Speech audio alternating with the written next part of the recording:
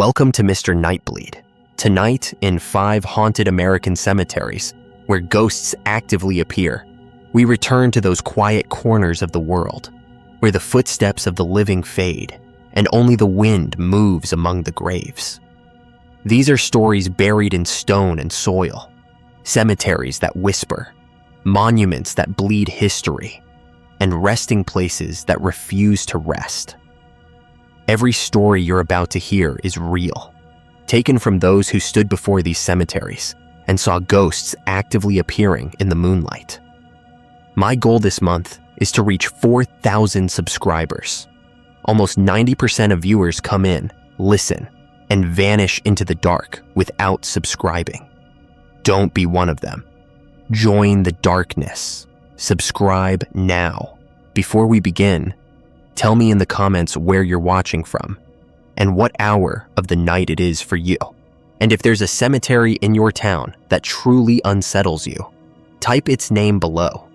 Because when the world sleeps and the soil settles, some things beneath it do not rest.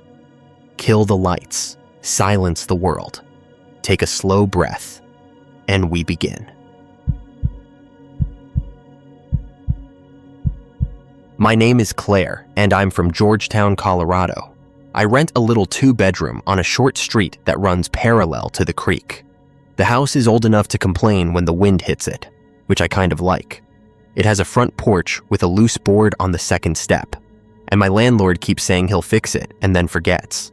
Across the road, sort of diagonally, there's a cemetery. It's small, pocket-sized is how my neighbor calls it. It's been there since the 1870s. Back when this town was mostly mines and horses. There's a split-rail fence around it that has started to lean, and wild grass presses up against it, like it's trying to help hold it together. Near the entrance, somebody keeps it neat, but if you walk farther in, it gets tangled. The stones tilt. In some spots, the ground sinks a little when you step. It doesn't feel creepy though. It feels like it's supposed to be there. I work at the little mining museum off 6th Street.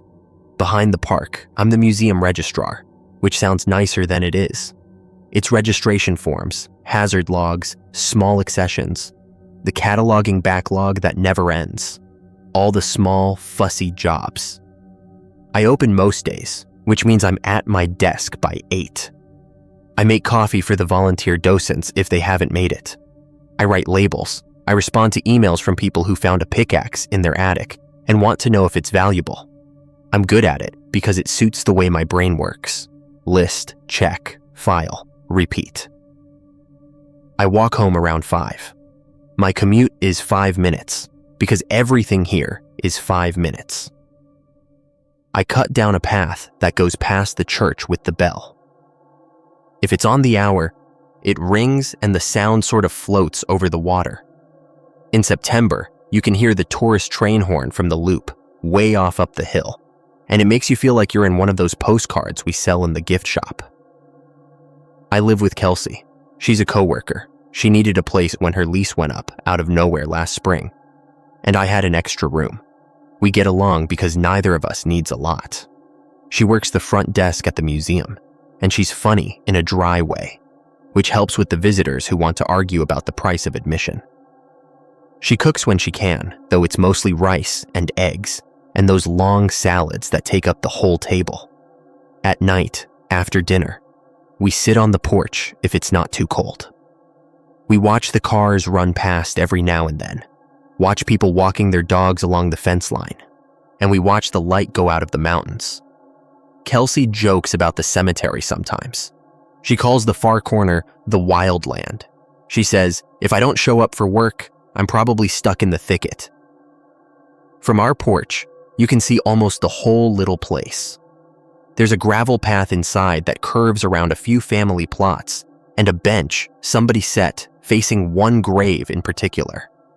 The bench is dark and shiny from weather, and no one ever sits on it much, except once in a while, a couple of kids will sit there and look like they're daring each other. There's also one grave that sits apart from the others, a little way toward the back, off by a spruce that drops needles all year. It's not far, but it's set enough away that you notice it. I always thought maybe that family didn't get along with the others. A long time gone and people still doing their thing. On weekends, the town fills up with folks in shorts and expensive boots. They stop at the bakery, and then they wander up and down the sidewalks and take pictures of the painted storefronts. The wind whistles down the canyon most afternoons. It lifts dust and carries the smell of sap and cold water. There are crows sometimes, big ones that sit on the wires and talk to each other.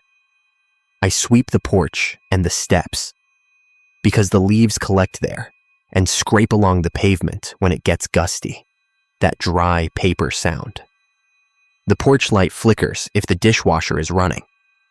I keep meaning to ask the landlord if the circuit is overloaded, but then it stops flickering and I forget. The cemetery is just part of the view. You know how you stop noticing stuff that's always there? That's what it was like. I'd see a woman with silver hair walking along the fence and then realize she was there every morning at 7. I'd see the bench, the ordinary stones, the names you see everywhere here. Larimer, Swanson, Mahoney, worn down by a century of wind. I never minded it. It was quiet across the street, and honestly, after working all day in rooms that smell like old paper and dust and machine oil, quiet is nice. It started small. That's what I tell people when they ask me why I didn't do something. There wasn't anything to do at first.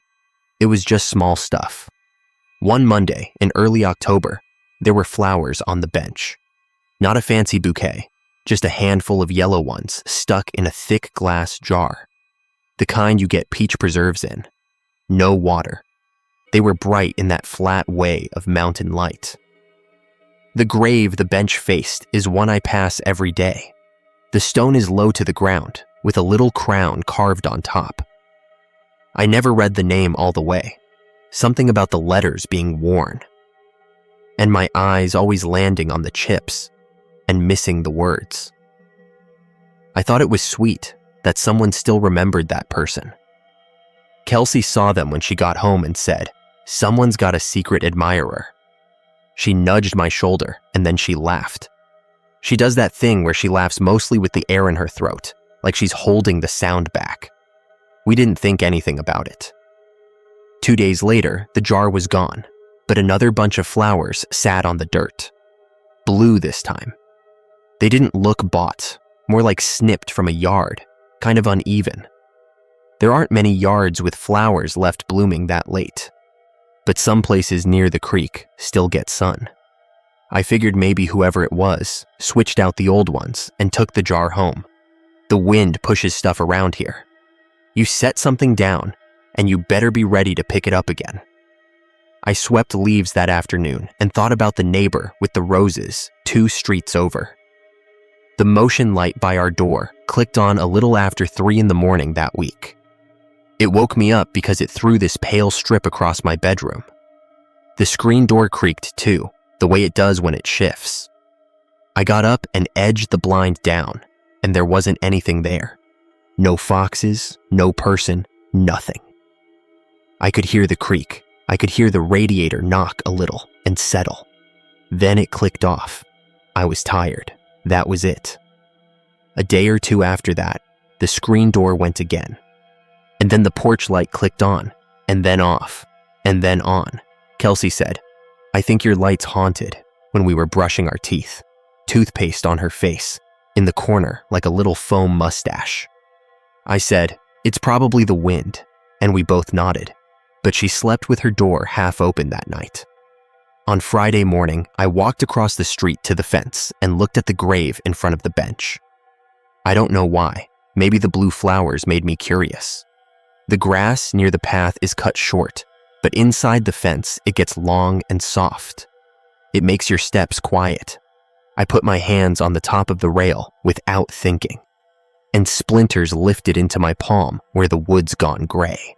The stone was newer than some of the others, but still old. The dates were 1878 to 1879, a baby.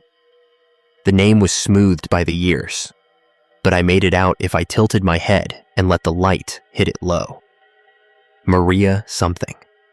I felt that little hollow feeling I always get when I see a child's stone.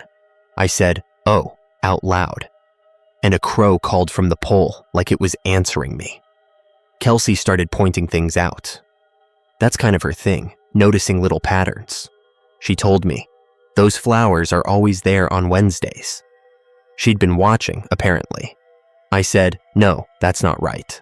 And she laughed and said, "It's not like I'm counting, but they were there Wednesday and last Wednesday and the one before, and I don't see them on Thursdays." I shrugged. People have routines. People visit on their day off. She said the footsteps sound different in the cemetery than on the road, softer, like you couldn't tell how close someone was until they were there. I told her that was just the dirt and the grass. That evening, we sat outside and heard a dog bark down the hill. Then nothing. And the nothing part stood out more than the barking did. I told myself it was the cold bringing everything inside. Later that weekend, I had to go into the museum to check a shipment that came late. I stopped in the gift shop and bought a coffee to go because the coffee station was out of filters. Doreen at the counter liked to talk, but when I asked her who takes care of the cemetery, city, county, church, she put her eyes on the receipt and drawled out, "Different folks," with that pause people use when they don't want to say yes or no. I said, "I just wondered because someone leaves flowers there. It's sweet." She nodded, but she didn't look up. She changed the subject to the new donation drive. When I pressed, she said, "Maybe check with Mr. Daly across from the fix-it shop. He knows all the old stories." And then she turned to a couple who wanted to know if the mining tour was open. I didn't push it. That night the wind got loud. It slammed once against the side of the house and made something in the attic rattle. The insects, the little whiners that hang around the porch light, went silent. I lay in bed and listened. There was a sound like someone walking slowly in gravel. That crunch press, crunch press. Our walkway is gravel. The path inside the cemetery is gravel. I couldn't tell which side of the road it was on. I held my breath. It stopped. Then the church bell chimed once for 9 o'clock, a late chime like the bell forgot and then remembered. The next morning, there were no flowers. There were damp rings on the bench slats, like something wet had been set there. It had been dry overnight, no rain. Kelsey pointed at the rings and raised her eyebrows. "Condensation," I said. "They probably brought them in a damp jar again." We both looked at the empty spot where the jar had been that first time. A couple of chipmunks ran along the fence, chattering like they were yelling at us.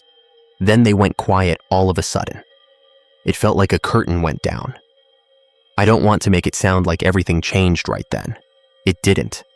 Life went on the way life goes on. We went to work. I scheduled an HVAC check because the radiator knocking got worse. The delivery guy carried in 3 boxes of mining magazines and told me about his girlfriend's dog. The tourist train blew its horn at 2:30. Kelsey and I made soup. We laughed at a visitor who insisted he was related to a mayor this town never had. Days just keep going. But the small things kept happening. The light snapped on at strange hours. The screen door creaked when the air was still. There were footprints in the dirt by the split rail fence, like someone had stepped there and pivoted. But the prints went nowhere. Fresh flowers on Wednesdays. We spent more time on the porch looking than talking. The grave that was set apart started to bother me without me knowing exactly why. I realized I hadn't read that stone at all. It sat under that spruce, and the needles made this spicy smell. It looked private. I don't know if that makes sense, but that's how it felt. One night, just after we turned off the TV, Kelsey said, "Do you ever hear your name out there?" I said, "From where?" She said, "Out there, like in the street, like someone's on the sidewalk and they say, 'Claire?' Very soft, I heard it. I thought you came home and you were calling me. But it was late, and then it didn't happen again." I shook my head. "You probably heard me on the phone," I said. She shrugged. "I don't think so." She waited a second. It sounded like wind, honestly. Just like when somebody talks into a fan and it flattens out. We cleaned up the bowls. I could hear a train horn drift down from the loop like a memory. The house popped once, that old wood expanding against cold, and we flinched and then laughed at ourselves. After that, when we went to bed, we'd leave the hallway light on. It felt ridiculous. We were grown women. We knew the difference between house noises and people, but the light made the walls look warmer. And I didn't mind the electricity. The next Wednesday had flowers again, this time tucked down low so you wouldn't see them unless you went to the bench. Kelsey said, "It's almost like they're hiding them." We looked around without moving our heads much, which was silly because who would police flowers? At the museum, I pulled the record book that lists local burial plots. It's a bit of a mess. People have made notes in the margins over the years. Some of it is written in this spidery script that looks like it's about to blow away. I found the little cemetery by our street. The entries were sorted by row, and there was a penciled map someone had drawn once and then traced over in ink. The bench wasn't on the map, obviously. That would be newer. But the grave in front of it was. It was Maria Ellis. The Maria I had seen. The date lines matched what I saw outside. The grave that sits apart was listed as Isabel Hart, 1879, but the line across from her name was blank, where the remark would go. The other names had notes, from Jones Ranch, Stone replaced 1952, that kind of thing. The blank bothered me more than it should have. On lunch, I walked to the fix-it shop. Mr. Daly was at the counter, elbow deep in a toaster, the guts spread out on a checked towel. He's one of those people you can't tell if he's older or just always looked that way. He said, "You're from the museum," which people around here say like it's a family you join. I said, "Do you know who puts flowers on Maria Ellis?" He frowned without stopping his hands. "Somebody with a heart," he said. I laughed, but I didn't feel like laughing. "Do you know who takes care of the cemetery?" He shook his head. "Sometimes the church, sometimes the city, sometimes me if the gate sticks." And then he stopped himself, like he'd said a thing he didn't mean to. "There's no real gate," I said. My voice sounded too light in my own ears. He didn't look up. He said, "Those graves aren't what you think they are," like he was telling me the weather. Then he said, "Hand me that flathead, will you?" And he changed the subject to the toaster springs. And after a minute, I handed him the wrong screwdriver and he corrected me. And by the time I left, I couldn't quite say what we'd even talked about. I started keeping a little notebook. I know how that sounds. I wasn't trying to make anything out of anything. I just wanted to see if there was a pattern. I wrote down Wednesday, flowers, yellow. Sunday, light, 3:12 a.m. Monday, voices, probably wind. It made me feel like I was doing something, like it was my job, because that's literally my job, to make lists and keep track of things people forget. I checked the stone under the spruce. Isabel Hart. The lettering was better preserved because it was shaded, I guess. There was a simple carved border. No little lamb or hand pointing upward, like some of the others have. Just the name and the dates. The ground around it was a little sunken in one corner. Not dramatically, just enough that your foot rolled. The spruce shed needles all around, so there was always that soft floor smell. I tried to picture her. You do that sometimes in the museum too, when you're holding a photo of someone, and you want to say what they were thinking, and you know it's just you thinking it. I couldn't bring up anything. It was like trying to remember a dream after a full day. The next week, Kelsey heard footsteps in the gravel path at 2 a.m. "At first I thought it was you in the kitchen," she said.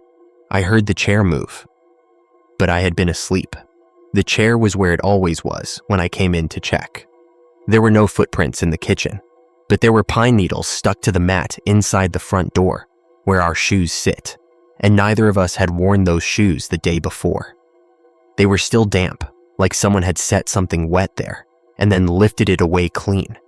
It smelled like cold dirt in the front hall, in that sharp way it smells when you break the ground before it freezes. Kelsey and I stood and looked down at the mats and didn't say anything for a minute. "This is stupid," she said. And then she laughed because it was. "It's fall, there's dirt. We live across from a cemetery." She bent over to pick up a needle and it stuck to her finger. And when she shook it off, it floated and then landed on her sock and clung there.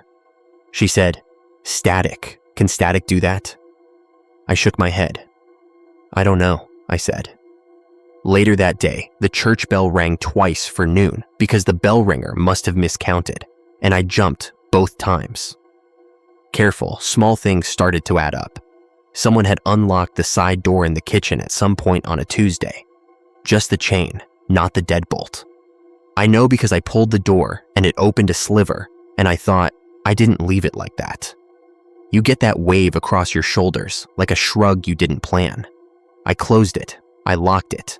Then, when I went to grab a pen, the one I always keep in the cracked mug by the phone, it wasn't there. It showed up later on the little table by the couch where we set the mail. I told myself I'd done it half asleep at some late hour, because what else do you tell yourself? The bench started to look more interesting to me, which is dumb because it's just a bench. But I noticed then that the bench is angled. It isn't straight on. It faces the stone a little off-center, like you'd sit in the left corner to have the headstone right in line with your eyes. It has a small brass plate on the back. I had never read it, which is unlike me. The plate said, "For M from IH, always." The letters were tarnished, and the screws had green rings around them from weather. I stood there with my hands in my coat and read it twice. M.E. and I.H., Maria Ellis and Isabel Hart. That was a coincidence. It's a small place. People know people. It doesn't take much to make a line out of 2 points. At the museum, I looked for any Isabel Harts in our files. We have a donation ledger from the 1990s that reads like a phone book. People give quilts, spoons, letters, junk. I didn't find an IH in that, but I found one in an old box of property deeds the Historical Society had copied sometime in the 70s. The copies are bad and smell like burnt paper from the machine. There was an Isabel Hart listed as a witness on a sale. The address was on my street. I had never thought about the fact the house I live in had other versions of itself under it. Of course it did. The deed papers were thin, and the names looked like they had been dragged across the page by a nervous hand. I put the papers back in the box and sat very still at my desk. The radiator pinged like a coin in a jar. I could hear the docent in the next room explaining the assay office scale to a kid. Everything felt normal. On my break, I walked to the cemetery and stood by the split rail fence. I watched the bench. It was Wednesday. No flowers yet. The sound of the creek came up the street like a constant muffling. A woman walked past with a dog that did not bark, which is unusual for dogs. The dog looked out at the thicket and then away. I watched the place where the path curves by the family plots. It should feel silly to stare at a bench, but it didn't. It felt like waiting for a bus that is always late. Around 3, the motion light by our front door blinked on, then off, in the middle of the day. I saw it as I was walking up, and for a second, I thought someone was inside. But when I stepped onto the porch, I could smell the house. Our house smell. The mix of coffee and laundry and wood. No one was there. The screen door creaked, but didn't move. I put my hand on the knob and listened. The wood settled somewhere deep. A single leaf skittered across the steps like it had somewhere to be. Over the roof, somewhere up the hill, a crow made that harsh sound they make when they're telling another crow off. When Kelsey got home, she said, "Did you rehang the calendar?" I told her no. The calendar that hangs by the back door was off by 1 day. Someone had moved the card forward to Thursday. It was Wednesday. It was small, but it made both of us look at the back door, then back at each other. She said, "I did hear my name earlier, not yours, Mine. Kelsey. She said it like you say your own name to make it normal. I said, "It's the wind funneling down the street. It does weird things. My mom's house had the same kind of thing. It takes the sound and bends it." I was talking too fast, the way I do when I know I'm not convincing anybody, including myself. That night, I couldn't sleep. I got up and went to the kitchen and leaned on the counter and drank water from the tap, hand-cupped under the stream, because the glass was in the dishwasher and I didn't feel like opening it. I stood and listened. The refrigerator hummed. The wood moved in the walls. The porch light flickered even though it was off. I heard a very soft step on gravel, the weight just enough to shift stones. I thought, there is no reason to be afraid of that sound. It's a small sound. Then I heard my name, or I made it up, but it was there, like someone exhaling it. Claire. It came from the back hallway, not from the yard, which made my hands go cold. I waited. I said, "Kelsey?" But the way I said it, I already knew she was asleep. She made a comfortable sleeping sound when she was asleep, a little hum, and I could hear it through her door a second later. I put my glass down and it clicked a tiny click where the water ring met the counter. In the morning, the floor by the back door had an oval of damp on it, just a small patch, not much bigger than my hand. We checked the door. It was latched. The window in the door had a thin film of dust on the inside, like all old windows do. Someone had drawn a line in it and then erased it. That's exactly what it looked like. We stood with our faces close to it and tried to make it into something else. "I don't like this," Kelsey said. She wasn't being dramatic. Her voice was flat, like she was stating a policy. "I don't like it either," I said. We stood there a little longer and then went to work because what else were we going to do? I asked Doreen about it again that afternoon, just a little. She shook her head. "You'll learn not to ask," she said. But then she looked sorry she'd said it like that. "Old things hang around," she added. "Not everything lets you name it. You know that better than me. You, with all your labels." She laughed, and I laughed too, but mine came out wrong. In the records room, I found a thin folder with the address of our house on the tab. The file wasn't an accession. It was tucked in with property records someone had scanned years ago. The front page was a photocopy of a newspaper listing from 1923. Something about a property tax lien. I didn't care about that.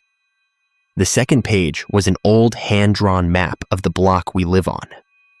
The footprint of our house was different then, narrower, pushed to one side. Across from it was the cemetery, drawn as a perfect rectangle, even though it isn't.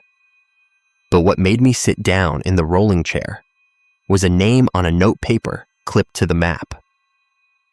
It was part of a chain of owners, the way people pass a house down. Transferred from I. Hart, 1902. The same initials as the bench.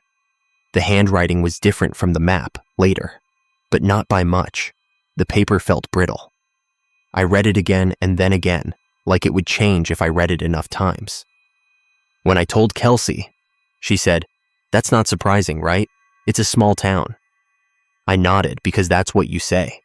We said little things like, "huh," and "weird," and people used to live in their neighborhoods their whole lives. After dinner, we put the dishes in the sink and went outside with our mugs and watched the street. It was calm. The air had that sharp coil to it, like the night might drop below freezing. Our breath had started to show. The porch light flickered and then stayed steady. A couple walked past and said, "Pretty night," and we said, "Sure is." Around 9, there was a voice from the back hallway. I know how that sounds. It didn't sound like a voice from the radio or from a phone. It sounded like a voice the way a house makes a sound that isn't a house sound. It said, very soft, "Maria." I put my mug down.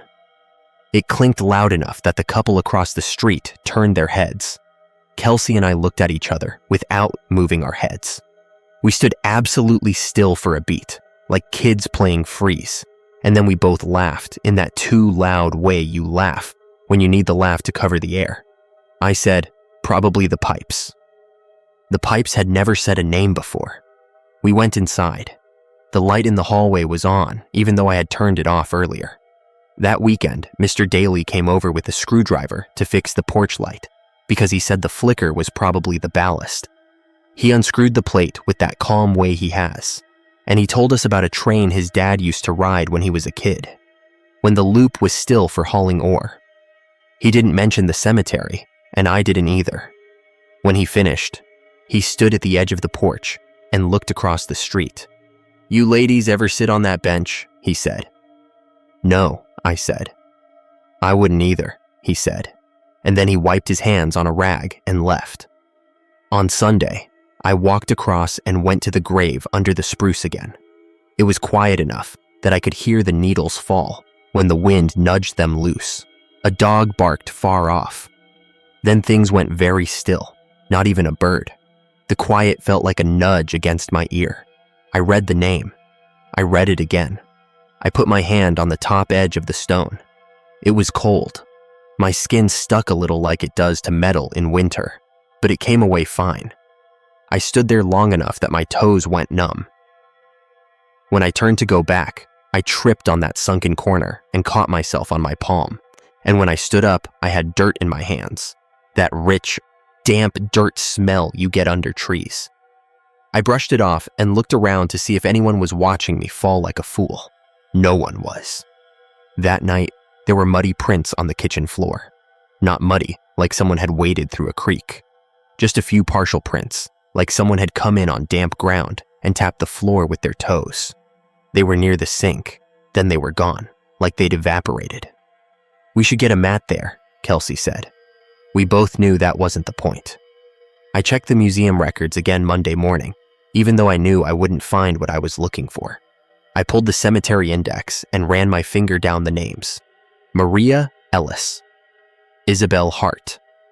The page had a coffee stain at the corner that looked like a state on a map.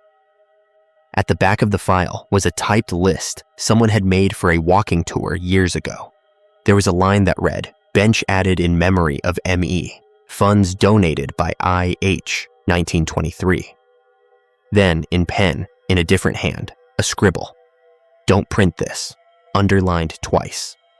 I stared at those words until the letters floated a little. My palms stung where I'd caught myself the day before. I had a little round bruise on the heel of my hand that didn't make sense. I put my hand on the desk and traced the circle with my thumb. On my way home, the wind rose up and moved through the aspen and made them all shake at once. The leaves were that last yellow they get before they go dull. They scraped across the pavement in gusts, little quick sounds, like low voices. The motion light clicked on as I reached for the door. I wasn't even close enough for the sensor. That made something in my stomach drop in a way I can't explain. I went inside and set my bag down. The house smelled like cut flowers, not strong, just a little. Kelsey called from the hallway. "Claire?" Except she wasn't home. I knew it before I knew it. The hallway was empty. The light was on. The radiator knocked once very hard and then quieted. I stood very still in the kitchen until I could hear my own breath. Later, when I opened the mail on the little table, there was an envelope from our landlord. It had a copy of the history of the property he gives people to be cute, which I'd never fully read. There's a page with a blurry photo of the house when it was narrower. There's a list of owners, mostly names I didn't know. And in the middle of that list, Hart, I, Isabel, 1902-1926. I'd seen it in the file at the museum, but seeing it in my house, in that cheap photocopy on our little table where we put our keys, felt different. It put it inside, if that makes sense.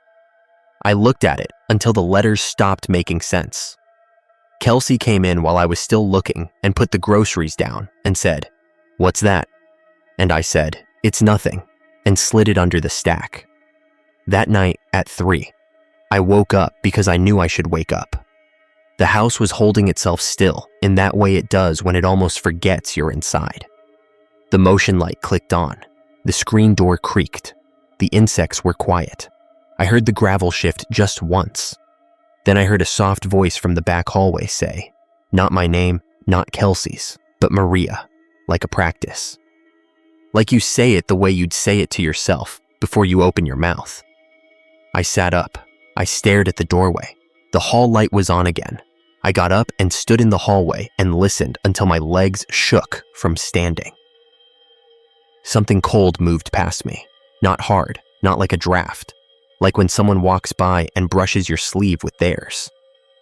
I stood very still and said to no one, okay, which I know sounds crazy, but it felt like the thing you say when you don't know what else to say. In the morning, Kelsey had circles under her eyes. She said, I heard it too. We didn't specify what it was. We didn't need to. We didn't decide anything.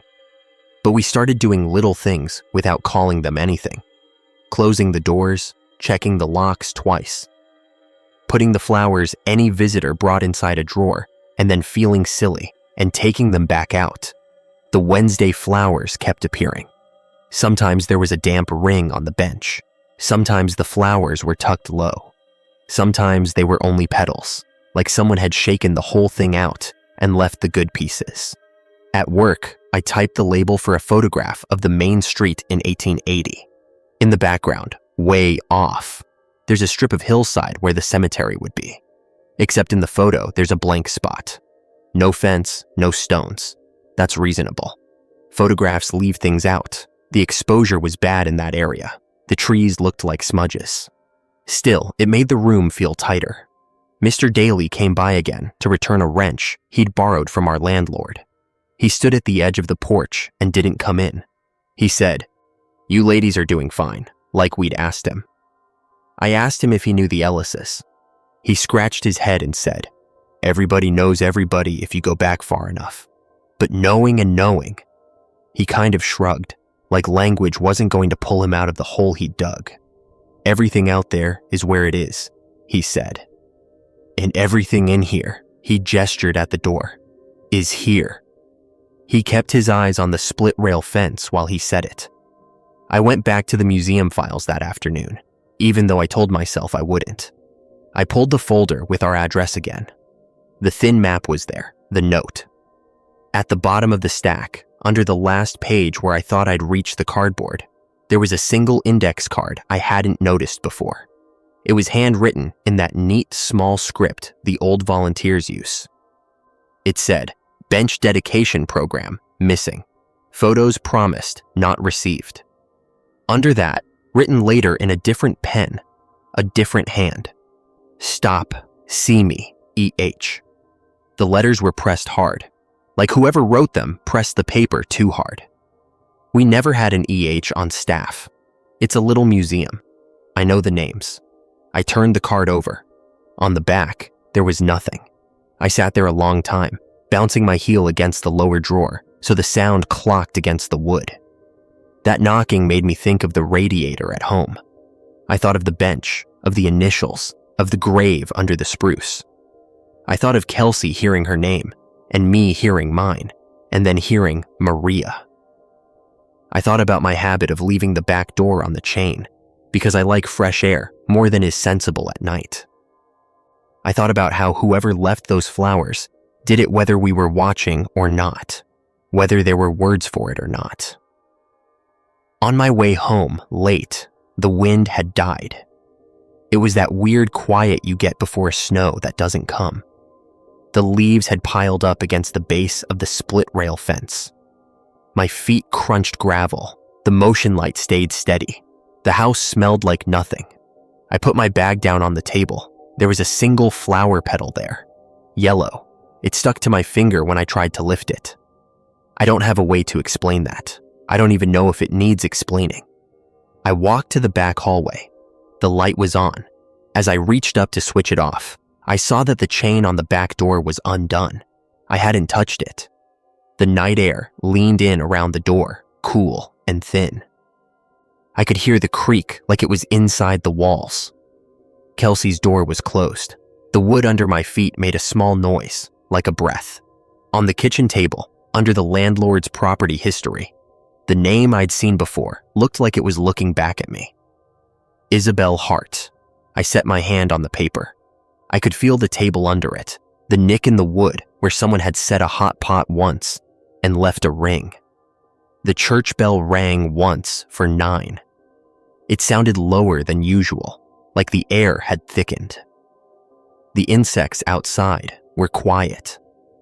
Somewhere down the block, a dog barked and then stopped. I waited. I thought about returning the landlord's packet. I thought about pulling the chain across the door again. Instead, I stood there with my hand on the paper and listened to the house, to the way it held itself, like it was waiting for something small and certain. I don't have a good way to finish this, because nothing finished. It just kept going the way these things do. We started noticing the same things on the same nights. The flowers on Wednesdays, the damp rings, the light clicking on when no one was there, the names showing up in places we didn't expect them. I tried to make a list that made a pattern, but all the pattern did was circle the same handful of details, like they'd been circling us already.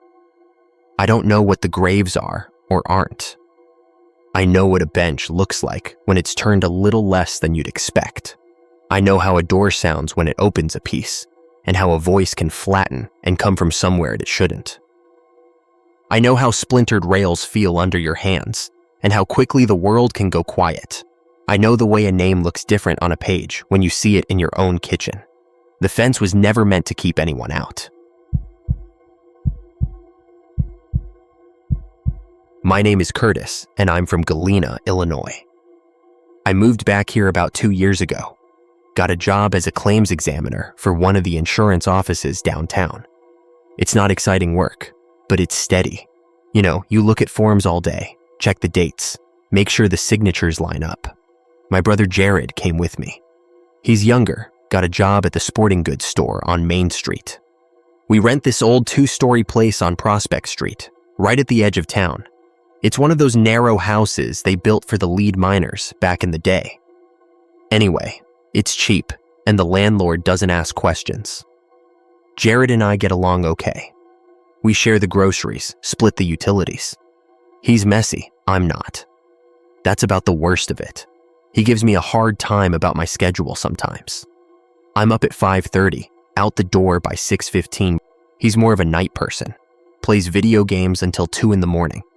The walls are thin enough that I can hear the gunfire sounds through my bedroom door, but I've got earplugs. It's fine. The thing about the house is, it's right across the street from a cemetery. Cedar Hill, it's called. Compact little place, maybe 100 graves total. 1870s, the sign says. It's well kept, but old, you know? The grass gets mowed, but the stones are all weathered. There's a low stone wall around the perimeter, and an iron gate that squeaks when the wind catches it, which is often. This is Illinois, windy. At first, Jared made all the usual jokes. Neighbors are quiet, stuff like that. He'd wave at the gravestones when we pulled into the driveway. Real mature. But after a while, you just stop noticing. It's just part of the view, like having a park across the street. In the summer, I'd sit on the front porch with my coffee and watch the sun come up behind the headstones. The light hits them a certain way. It's peaceful, honestly. Galena's that kind of town. Quiet. Tourists come through for the historic district, but where we live, it's just locals.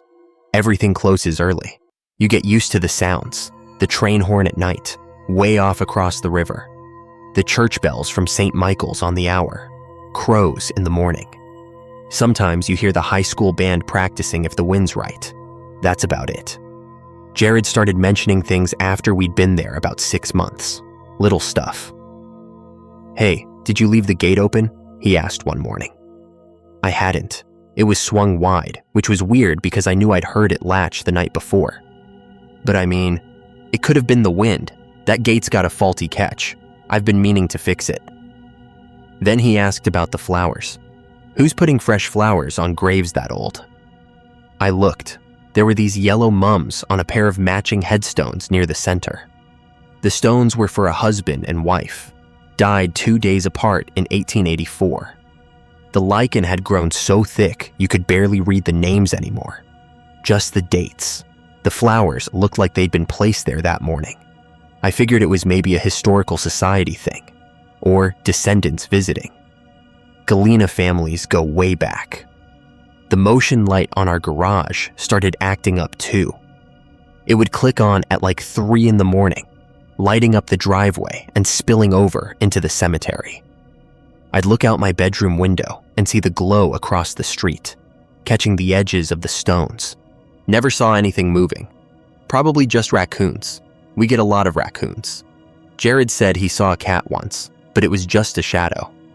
One night in October, I was up late finishing some paperwork. The radiator in my room was knocking like it does. The house was settling. You know how old houses are. They talk to you. I heard this sound, like a voice, but not quite. More like the wind had learned to shape words. I got up and looked out. The cemetery was dark. The street light at the corner had gone out, which happens sometimes. The voice, if that's what it was, stopped. I told myself it was just leaves scraping the pavement. We have a lot of trees. Jared started getting weird about it, though. He'd come home from work and stand in the front yard, just staring. "You ever notice those 2 graves?" he asked me. "The matching ones?" "They're always together. I mean, always. The flowers on one, the flowers on the other. Same type, same freshness." I said, yeah, I'd noticed. He looked at me like I was supposed to have more of an answer. "That's kind of weird, right?" I shrugged. Maybe it's the same person visiting both. Their great-great-grandparents or something. He didn't look convinced. The clerk at the Historical Society downtown, Mrs. Chen, she knows everything about this town. I ran into her at the post office and asked, just casual, about Cedar Hill, who maintains it, that kind of thing. She got this look. "Oh, that's a lovely old cemetery," she said. But she said it fast, like she wanted to end the conversation. I mentioned the matching graves, the flowers. She just nodded. "Some plots have perpetual care agreements," she said. "From families." Then she changed the subject, asked about my work. That was it. But I started paying more attention. Every 3rd morning, like clockwork, the mums would be fresh. Not just fresh, perfect. Like they'd never been touched by wind or frost. And it was only on those 2 graves. The rest of the cemetery was just normal. Grass growing, leaves collecting, lichen spreading. But those 2 stones, they looked almost cared for. The marble was cleaner. The garage light kept triggering. Always around 3:15. I started waking up before it happened, like my body knew. I'd lie there in the dark, listening to Jared's games downstairs, waiting for that click. When it came, I'd get up, look out, and there was never anything. Except one time, I saw the gate. It was open again. And I could have sworn I saw something near those matching graves. Not a person, more like a ripple in the air, like heat coming off summer pavement, but it was 40 degrees out. I blinked and it was gone. I told myself it was sleep deprivation. Work had been heavy, lots of claims after that hailstorm. I was putting in overtime. Then the footsteps started. Not in the cemetery, in our house. I'd be in the kitchen, making coffee at my usual time, and I'd hear someone walking upstairs. Slow, deliberate steps. I'd stop what I was doing and listen. The sound would stop too. I'd think, okay, Jared's up early. But when I'd go check, his door would be closed and I'd hear him snoring. That heavy, congested snore he does. One morning, I found mud on the stairs. Just a few spots, like someone had tracked it in. But it hadn't rained. The ground was frozen solid. I cleaned it up without saying anything to Jared. Didn't want him making a big deal out of it. He noticed things anyway. "Did you move my keys?" he asked. They were on the kitchen table. He said he'd left them by the front door. I hadn't touched them. "Maybe you forgot," I said. He just looked at me. "I always put them by the door." He was right. He does. It's one of his things. The whispers started after that. always when I was alone. I'd be in the living room, reading, and I'd hear someone say something from the hallway. Not words I could make out, more like the shape of a name. I'd get up, look. Nothing. The house would be quiet, except for the radiator. I started avoiding the front porch in the mornings. Started drinking my coffee in the kitchen instead, where I couldn't see the cemetery. Jared noticed. "You okay?" he asked. "Yeah," I said. "Just cold out." It wasn't that cold. I did some digging. I know I shouldn't have, but I went to the county records office on my lunch break, looked up Cedar Hill. Those matching graves belonged to Thomas and Margaret Halloway. Died November 12th and 14th, 1884. The cause of death wasn't listed, but there was a note. Perpetual care arrangement, private. That was it. I asked the guy at the records office, just casual, who would have that arrangement. He didn't know, said the records from that period were spotty. A lot of them were lost in the courthouse fire of 32. He seemed happy to leave it at that. Back at the house, I started noticing the temperature drops, specific spots. The hallway upstairs near my bedroom door. It would be freezing there, but warm everywhere else. Our heating system is old, but it's not that old. I'd walk through and feel it, like walking through a cold draft, but all the windows were closed. Jared felt it too. "We should call someone," he said. I said, "Yeah, I didn't call anyone." The whispers got clearer, not by much, just enough. It sounded like Thomas, always that name. Thomas, always from the direction of the cemetery, even when I was inside. I'd be doing dishes and I'd hear it, and I'd look out the kitchen window, across the street, at those matching stones, and I'd think, this is how people go crazy. This is exactly how it happens. Little by little, doubting yourself. I found footprints again, this time in the hallway, right where it's coldest. Just one set, leading from the front door to the stairs. Small, like a woman's shoe. They were wet, okay, like they'd been made in dew, but it was 7 at night. Jared saw them too. He didn't say anything. He just looked at me, and I could see he was scared. I wanted to tell him it was nothing. Couldn't get the words out. Our neighbor, Mrs. Gable, she's lived in her house for 40 years. I caught her getting her mail and asked straight out about the Halloways. She stopped, just froze with her mail in her hand. "Why are you asking about them?" she said. I told her I lived across from their graves. She looked at the cemetery, then at our house. "You shouldn't have moved into that place," she said. "That arrangement, it's not what you think." I asked what she meant. She just shook her head. "They wanted to stay together," she said. "That's all I'll say." She went inside. Her porch light was off by 6 that night. It's usually on until 10. I looked up the Halloways in the old census records. Found them. Thomas and Margaret lived at 417 Prospect Street. That's our address. They lived in our house. Died in our house, I guess. 2 days apart. The mums keep coming. Every third morning. I watched once from my window at 3:15. The garage light clicked on. I saw the gate swing open. I saw someone, something, walk through. Not like a person. Like a shape the light couldn't quite hold on to. It went to the graves. It knelt. When it stood up, the flowers were there, fresh. Then it walked back toward the gate. But it didn't go through. It turned. It looked at the house, at my window. I dropped the curtain. I didn't look again. Jared's talking about moving out. Says he can get a place with some guys from work. I told him that's probably a good idea. He asked if I'm coming with him. I said I don't know. I honestly don't know. The whispers aren't just whispers anymore. Sometimes it's a voice, clear, calling from the hallway. "Thomas." I don't answer. I don't go look. I just stay in my room with the door locked and the radiator knocking, knocking, knocking. I found a photograph in the basement last week, tucked behind a beam. It's old, cracked. Shows a man and a woman in front of this house. They're holding hands. She's wearing a dress with a high collar. He's in a suit that doesn't fit quite right. On the back, in pencil, Thomas and Margaret Halloway. 1884. Home at last. The footprints keep appearing. Always wet. Always leading from the door to the stairs. Sometimes I hear someone walking up them. Slow.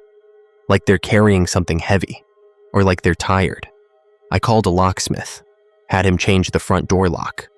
He asked why I wanted a deadbolt that locks from the outside. I said I didn't know what he meant. He showed me. The lock I'd asked for. It only works if you're trying to keep someone in, not out. I told him to put it on anyway. The garage light doesn't trigger anymore. I disconnected it, but I still wake up at 3:15 every night, and I hear the gate. I hear it open. I stopped asking whose name that is. My name is Garrett, and I'm from Lanesboro, Minnesota. I don't know exactly when things started to feel wrong. That's the thing about slow changes. You don't notice them until you're already deep in them. Like how you don't notice the days getting shorter until suddenly it's dark at 5 o'clock and you're wondering where the summer went. That's how this has been. A slow darkening, a gradual shift in the light. But I'm getting ahead of myself. Let me start at the beginning, or at least what I thought was the beginning. I moved to Lanesboro 3 years ago this past April. I came for a job, grant writer for the Regional Arts Council. It's the kind of work that sounds more impressive than it is. Mostly I sit at a computer and write proposals, trying to convince foundations to give money to small-town theater programs and community murals. It's quiet work, steady, the kind of job where you can go weeks without any real excitement, and that suited me fine. Lanesboro itself is a small town, maybe 1,000 people, tucked into the bluffs along the Root River. It's beautiful in a postcard kind of way. Old limestone buildings, a main street with antique shops, and a little bookstore, hiking trails that wind through the hills. In summer, tourists come for the bike trail that runs through town. In winter, it gets quiet.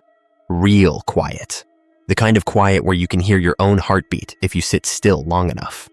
I rented a house on the edge of town, up on a hill where the road curves toward the bluffs. It's an old place, built in the 1920s, with a wraparound porch and windows that rattle when the wind picks up. The landlord, a retired professor who lives in Rochester now, warned me about the drafts and the creaky floors. He didn't warn me about the view. The cemetery is directly across the road. I know how that sounds. But when you're looking for affordable rent in a small town, you take what you can get. And honestly, when I first saw it, I didn't mind. The cemetery is modest, maybe 60 or 70 graves spread over a gentle slope. There's a fieldstone wall around it, low enough that you can see over it from the road. Near the entrance, someone keeps it tidy. The grass is mowed, the path is clear. There's even a little wooden bench by the gate where you can sit and look out over the valley. But beyond the first few rows, it gets wilder. The stones back there are older, leaning at odd angles, half swallowed by tall grass and creeping vines. Some of them have dates from the 1870s, carved in a style I don't recognize. Ornate, almost decorative, with symbols I had to look up later. Clasped hands, willow branches, lambs for the children's graves. There are a lot of children's graves. That was the first thing I noticed, actually. Walking through there one afternoon, just curious, I counted. Almost a third of the stones in the old section were for children under 10. Diphtheria, I figured. Scarlet fever. The things that used to take kids before vaccines. It made sense. It was sad, but it made sense. The cemetery didn't bother me. Not at first. My cousin Derek moved in about 6 months after I got settled. He'd taken a job at the hospital in Rochester, something in IT, network security, I think. And the commute from Lanesboro was easier than finding an apartment in the city. Plus, he said, he wanted to save money. I understood that. We'd always gotten along, even as kids. He's a few years younger than me, early 30s, the kind of guy who makes friends easily and doesn't take things too seriously. He made jokes about the cemetery from the first day. Nice neighbors, he said, hauling a box of clothes up the porch steps. Bet they're quiet. They don't complain about noise, I said. Perfect. I can finally practice my drums. He didn't actually have drums. That was just Derek, always joking. It was good to have him around. The house felt less empty with another person in it, less like I was rattling around alone in all that space. We settled into a routine. I worked from home most days, typing up proposals at the kitchen table while the coffee pot gurgled and the morning light came through the east windows.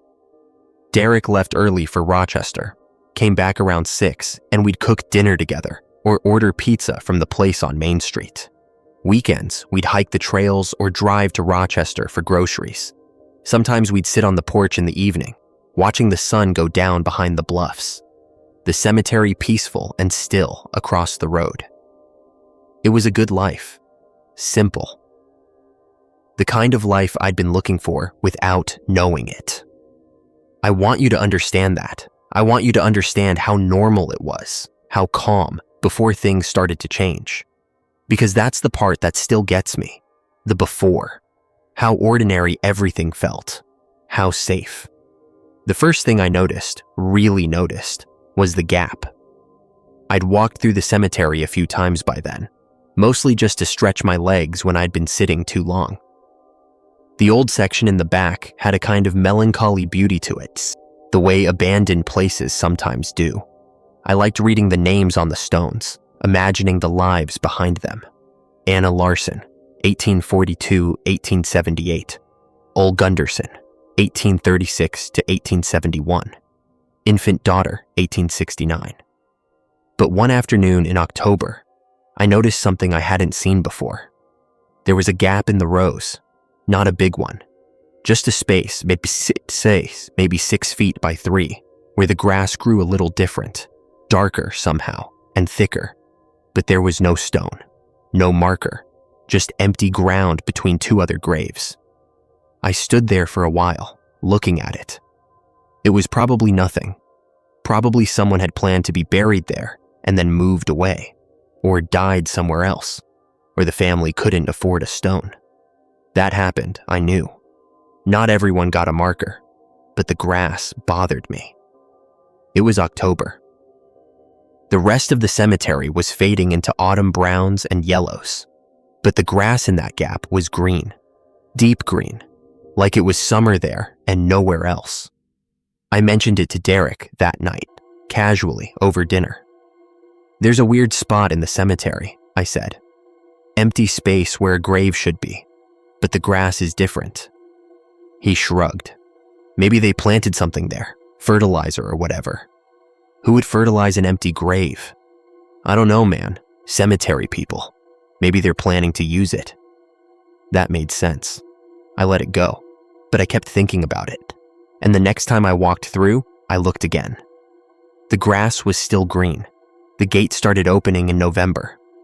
It's an old wooden gate, painted white about a decade ago from the looks of it, now chipped and peeling. There's a simple latch. You lift it, swing the gate open, and it clicks shut behind you. Nothing complicated, but I started finding it open in the mornings. Not wide open, just unlatched, pushed in a few inches, like someone had gone through and not bothered to close it properly. I figured it was deer.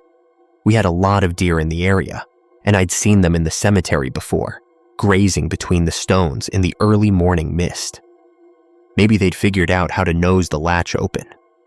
I mentioned it to the woman at the hardware store when I went in for something else. Deer getting into the cemetery, I said. Gate keeps coming open. She gave me a look I couldn't quite read. That gate's been there since my grandmother's time, she said. Never had trouble with deer before. Maybe it's worn out. Latch is loose. Maybe. She didn't say anything else. But when I was leaving, she said, "That cemetery's older than it looks, you know, older than the stones." I didn't know what she meant by that.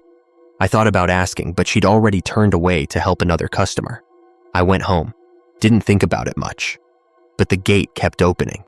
Every few days, sometimes 2 nights in a row, always unlatched, always pushed in just a few inches. I started closing it myself, making sure the latch caught, testing it with my hand. It kept happening. December came, and with it the cold. Minnesota cold is different from other places. It's not just temperature, it's presence. The cold here feels alive. It pushes against the windows. It finds the cracks in your walls. It settles into your bones and doesn't leave until April. The house had always been drafty, but that December, something changed. There was a spot by the back door, the one that faced the cemetery, where the cold was worse. Much worse. I'd stand there to grab my coat from the hook, and it felt like stepping into a freezer. The rest of the kitchen could be warm, the furnace running, the coffee steaming on the counter, but that corner was always cold. I checked the door, checked the seals, ran my hand along the frame, feeling for drafts. Nothing. The cold wasn't coming from outside. It was just there. Derek noticed it too, though he didn't say much at first. I'd see him avoiding that corner, walking the long way around the kitchen to get to the fridge.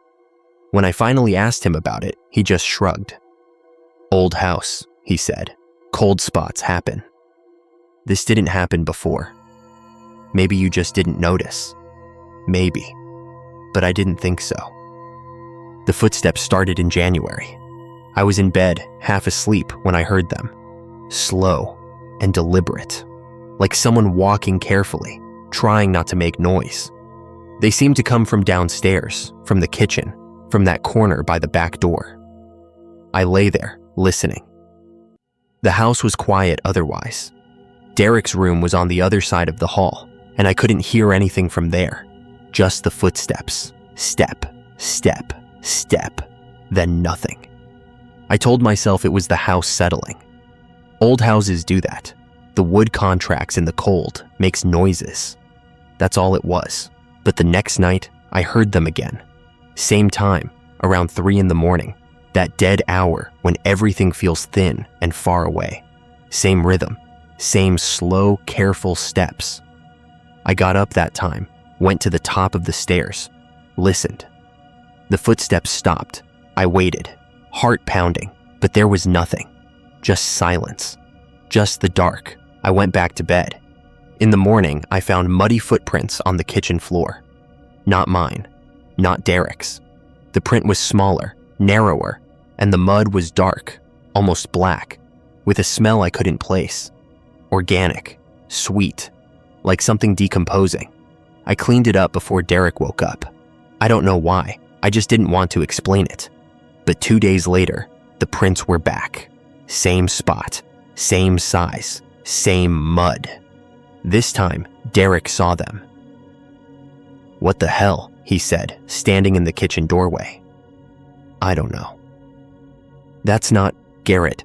The back door is locked. It's been locked all night." "I know." "Then how?" "I don't know." He looked at me for a long moment. Then he got a mop and started cleaning. Neither of us talked about it after that. But I started checking the locks every night. Twice, 3 times, making sure everything was secure. It didn't help. I went to the library in February. I told myself I was just curious, just wanted to know more about the history of the place. That's normal, right? When you live somewhere, you want to know its story. There was nothing strange about it. The library in Lanesboro is small, just 2 rooms in an old brick building on Main Street. The librarian, a woman named Marge, who'd lived in town her whole life, helped me find what I was looking for. "Cemetery records," she said. "We've got some. Not complete, but some." She brought me a box of folders, yellowed and dusty, smelling of old paper and something faintly sweet that I couldn't identify. I sat at a table by the window and started going through them. Most of it was what you'd expect. Burial records, plot maps, maintenance logs from the 1950s. But at the bottom of the box, I found a folder that was different. It was thinner than the others, held together with a rubber band that crumbled when I touched it. Inside was a single sheet of paper, handwritten, dated 1892. Regarding the matter of Plot 17, it said, The board has decided that no further burials shall take place in the northeast section until the matter is resolved. The Reverend has been consulted. All records pertaining to the original occupant have been sealed by order of the Church Council. The grave shall remain unmarked. May God have mercy. I read it 3 times. Then I went back to Marge. What's plot 17? I asked. She looked at the paper for a long moment. Her face didn't change, but something in her eyes did. Where did you find this? In the box, the cemetery records. That wasn't supposed to be in there. What's plot 17? She didn't answer. She took the paper from my hand, gently but firmly, and slid it into her desk drawer. Some things are better left alone, she said. You understand? No, I don't understand. What happened in the northeast section? What was the matter that needed to be resolved? She looked at me, and for just a moment, I saw something in her face that might have been fear. Go home, she said. Forget you saw that. I didn't forget. I started researching on my own, online records, genealogy sites, old newspaper archives. It wasn't easy. Lanesboro is small, and most of its history isn't digitized. But I found fragments, pieces. In 1871, there was a diphtheria outbreak in the area. Dozens of people died, mostly children. The cemetery filled up fast. New sections had to be opened. In 1889, there was a fire at the church. Most of the early records were destroyed. In 1892, the same year as the document I'd found, there was a brief mention in a Rochester newspaper about disturbances in a Lanesboro cemetery. The article was vague, referencing only concerns from local residents and matters being addressed by church authorities. No details, no explanation. But there was one more thing. In the 1890 census, I found a name. A woman named Eliza Howell, age 34. Occupation listed as domestic. She lived in a house on the edge of town, on a hill overlooking the valley. My house. She wasn't in the 1900 census, or any census after that. She had simply vanished. I looked for a death record. There wasn't one. I looked for a grave. There wasn't one. Not officially, anyway. The flowers started appearing in March. I noticed them on the gap, that empty space in the cemetery where the grass grew too green. Fresh flowers, laid carefully on the ground, not in a vase, just placed there, stems tied with a bit of string. I didn't recognize the flowers at first. They were white, small, with a delicate shape I couldn't name. I took a photo and looked them up later. Lily of the Valley. I learned 2 things about Lily of the Valley.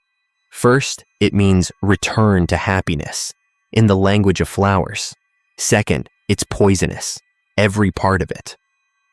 I didn't know what to make of that, but the flowers kept appearing, every few days, always fresh, always in the same spot. One morning, I decided to wait. I got up early, before dawn, and sat by my bedroom window, watching the cemetery. The light was gray and thin, the kind of light that makes everything look like a photograph from another era. I watched for 2 hours. No one came. But when I went out to check later that morning, the flowers were there. Fresh, damp with dew, tied with string. Derek started sleeping badly in April. He didn't say anything at first, but I could see it, the shadows under his eyes, the way he moved a little slower in the mornings, the extra cups of coffee he poured before heading to Rochester. Finally, one night, I asked him, "You okay?" He was sitting at the kitchen table, staring at nothing. It took him a moment to respond. "Bad dreams," he said. "About what?" He shook his head. "I don't know. I can't remember. I just wake up, scared, like really scared. Heart pounding, can't breathe. And I don't know why." When did this start? He thought about it. Couple weeks ago, maybe. Right around when the weather started getting warmer. I didn't say anything, but I remembered. The flowers had started appearing around the same time. That night, I woke up at 3 again. But this time, it wasn't footsteps. It was a voice. Faint, distant. Like someone calling from very far away. I couldn't make out words, just the shape of them, the rise and fall of speech. I got out of bed, walked to the hallway. Derek's door was closed, and I couldn't hear anything from inside. The voice was coming from downstairs, from the kitchen, from the corner by the back door. I stood at the top of the stairs, my hand on the railing, and listened. The voice went on for maybe 30 seconds, then stopped. Just silence after that. Just the dark. I didn't go down. In the morning, there were fresh flowers on the kitchen table. White ones, small. Lily of the valley. I hadn't picked them. I hadn't brought them in. And when I checked the cemetery, the gap was empty. Someone had moved them. Someone had moved them from the unmarked grave to my kitchen. I started asking questions around town. The hardware store woman, the librarian, the guy who ran the antique shop on Main Street. Anyone who might know something. Most of them didn't want to talk. They'd change the subject, or suddenly remember something they had to do, or just give me a look that said, "Don't ask." But the antique shop owner, an old man named Harold, who'd lived in Lanesboro his whole life, finally told me something. "That house you're renting," he said. "It's got history." "What kind of history?" He was quiet for a moment, straightening a display of old photographs on the counter. "My grandmother used to talk about the woman who lived there. This was back before the First World War. Eliza, her name was, kept to herself. People said she was strange." "Strange how?" "She'd walk in the cemetery at night, sit by the graves and talk to them. People thought she was touched, not right in the head." "What happened to her?" He looked at me. "Nobody knows. One day she was there, next day she wasn't. House sat empty for years. Nobody wanted to buy it. But they did eventually. Yeah, eventually. Memory fades." He paused. "You heard anything at night, in that house?" I didn't answer. "Thought so." He went back to straightening his photographs. "Best not to listen too closely. If you know what I mean. Some things want to be heard. Doesn't mean you should hear them." May came. The weather warmed. The trees filled in with leaves, and the cemetery turned green and lush, alive with birdsong and the buzz of insects. But the gap stayed different. The grass there was darker now, thicker. It seemed to grow faster than the rest, like something beneath it was feeding it, and the shape of it had changed, or maybe I just noticed it for the first time. It wasn't quite rectangular anymore. It had a curve to it, a shape, like a body lying on its side. I tried to tell myself I was imagining it. The mind sees patterns where there aren't any. It's a known thing. Pareidolia. You see faces in clouds, shapes in shadows. It doesn't mean anything. But every time I looked at that gap, the shape was clearer. Derek came to me one evening, pale and shaking. "Garrett," he said, "I need to tell you something." We sat on the porch. The sun was going down, painting the sky orange and pink. The cemetery was quiet across the road, the stones throwing long shadows. "I've been hearing something," he said, "at night, when I wake up from the dreams." "Footsteps?" "No." "A voice." I went cold. "What does it say?" He swallowed. "My name." I didn't say anything. "It knows my name, Garrett. It calls for me. And He stopped, took a breath. "I want to answer. I don't know why, but I want to go to it. I want to find out who's calling." "Where does it come from?" He pointed. "At the cemetery. At the gap." I went to Rochester the next day. To the Historical Society. I needed to know more. The woman there was helpful, in a professional way. She found what records they had on Lanesboro, spread them out on a table for me to look through. Census records, church records, property transfers. I went through them all, looking for Eliza Howell, and I found her. Not in a death record, not in a grave listing. In a church disciplinary file, dated 1891. The matter of Eliza Howell, it said.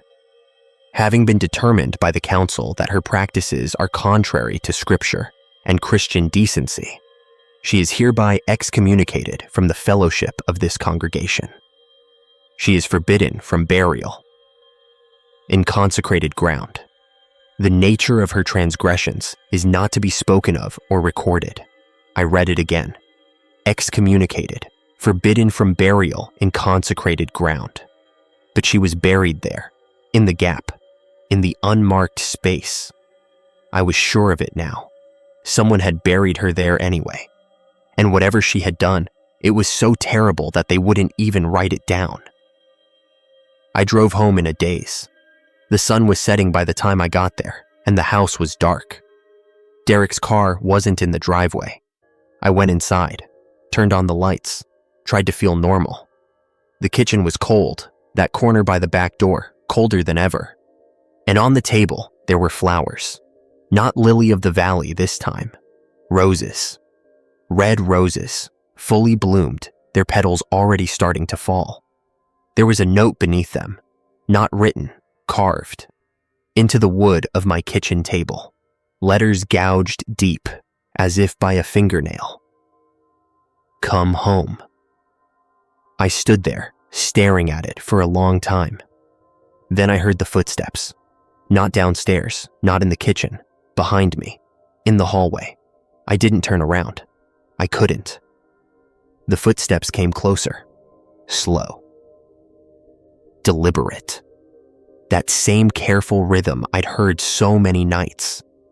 And then a voice, clear this time, close. A woman's voice, soft and sweet and utterly wrong. I've been waiting for you. I ran. I didn't go back to the house that night. I drove to Rochester, checked into a motel, and sat on the bed with the lights on until morning. My hands wouldn't stop shaking. I called Derek. He didn't answer. I called again. Voicemail. I texted him. Call me. It's important. Nothing. By noon, I couldn't wait anymore. I drove back to Lanesboro. Derek's car was in the driveway. I went inside, calling his name. The house was quiet.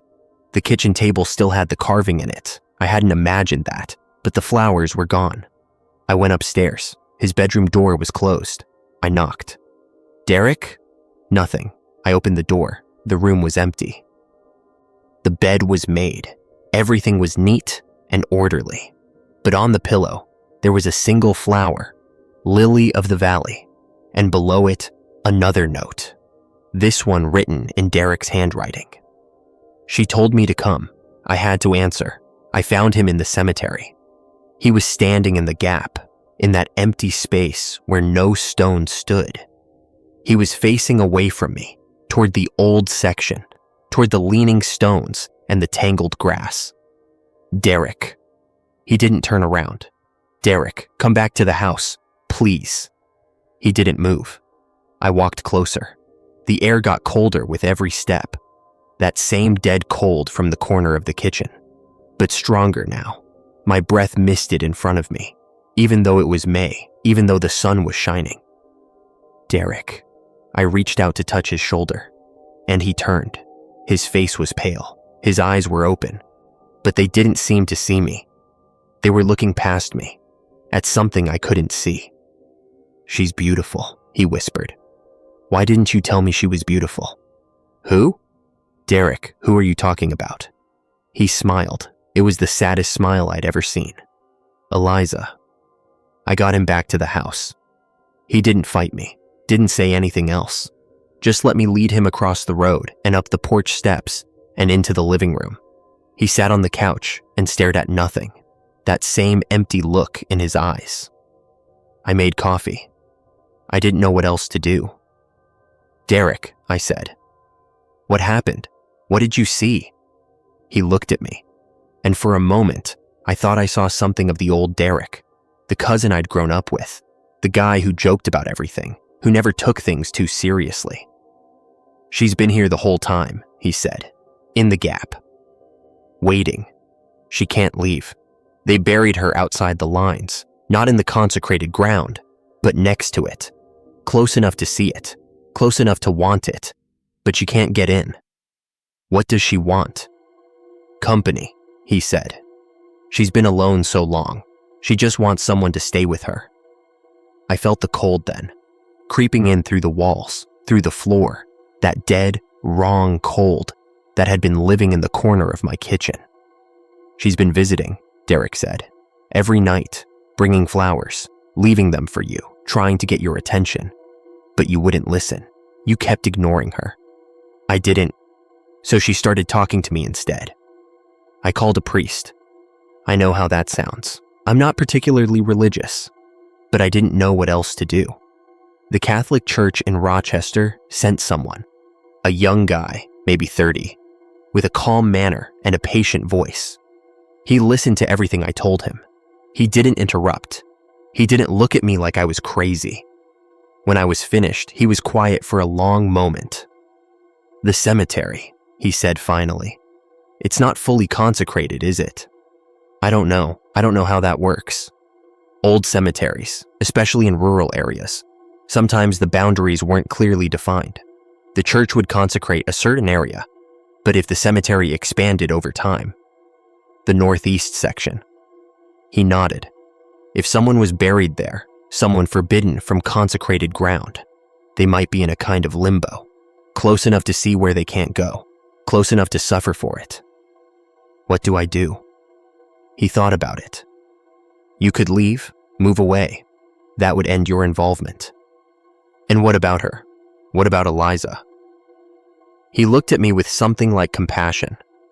I don't know. I'm not sure anyone knows. The records were sealed for a reason. Whatever she did, whatever was done to her, it's been buried for over a century. Maybe it's better if it stays that way. But she's suffering. Maybe. Or maybe she's something else entirely. Something that wears suffering like a mask. He stood up.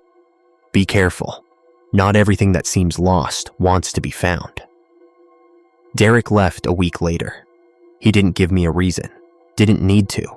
We both knew. He packed his things quietly, loaded his car, and stood on the porch for a moment, looking at the cemetery. I can still hear her, he said, sometimes, at night, calling my name. I'm sorry. He shook his head. Don't be. You didn't do anything. He paused. But Garrett, don't stay. This place isn't right. There's something wrong with the ground here. Something wrong with the history. Get out while you can. He drove away. I watched his car until it disappeared around the curve. Then I went inside. I didn't leave. I don't know why. Part of me wanted to. Part of me knew I should. But something held me there. Curiosity, maybe. Or stubbornness. Or something else. Something I don't like to think about. I started spending more time in the cemetery. Not in the gap. I stayed away from that. But in the other sections, reading the stones, learning the names. Anna Larson, Ole Gunderson. The children's graves, so many of them, clustered together like they were keeping each other company. I found myself talking to them, not out loud, just in my head, telling them about my day, about the work I was doing, about the weather and the birds and the way the light looked on the bluffs in the evening. It felt normal. It felt right. Maybe that should have worried me. The dreams started in June. Not like Derek's dreams, not nightmares. Mine were quiet, peaceful even. I dreamed of a woman in a white dress, walking through the cemetery at night. Her face was always in shadow, but I knew she was beautiful. I could feel it somehow, a radiance coming off her, like warmth from a fire. She would walk among the graves, touching each stone gently, whispering names I couldn't quite hear. And then she would stop at the gap, that empty space where the grass grew too green, and she would kneel down, and she would weep. In the dreams, I wanted to go to her. I wanted to comfort her. I wanted to tell her she wasn't alone. But I always woke up before I could. July, the hottest month. The house was stifling, and I spent most of my time on the porch, watching the cemetery shimmer in the heat haze. One evening, just before sunset, I saw something. A figure standing in the gap. Not Derek. Someone else. A woman. She was facing away from me, toward the old section.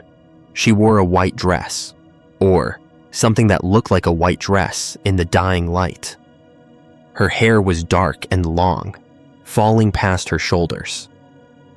I got up from my chair. I walked down the porch steps. I crossed the road. I opened the gate, and I walked toward her. The closer I got, the colder the air became. By the time I reached the edge of the gap, I could see my breath. My hands were numb. My heart was pounding. "Eliza?" She didn't turn around.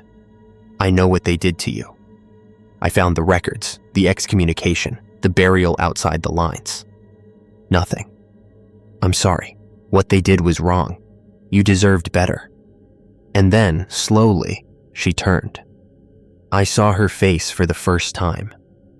It was beautiful, terribly, impossibly beautiful.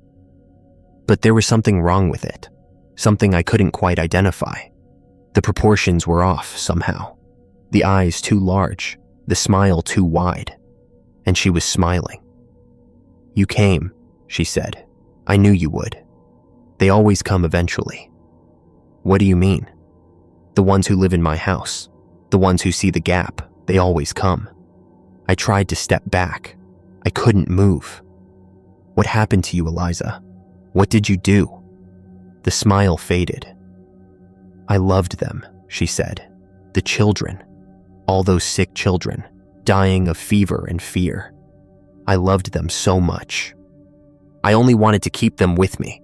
I only wanted them to stay." "What do you mean, keep them?"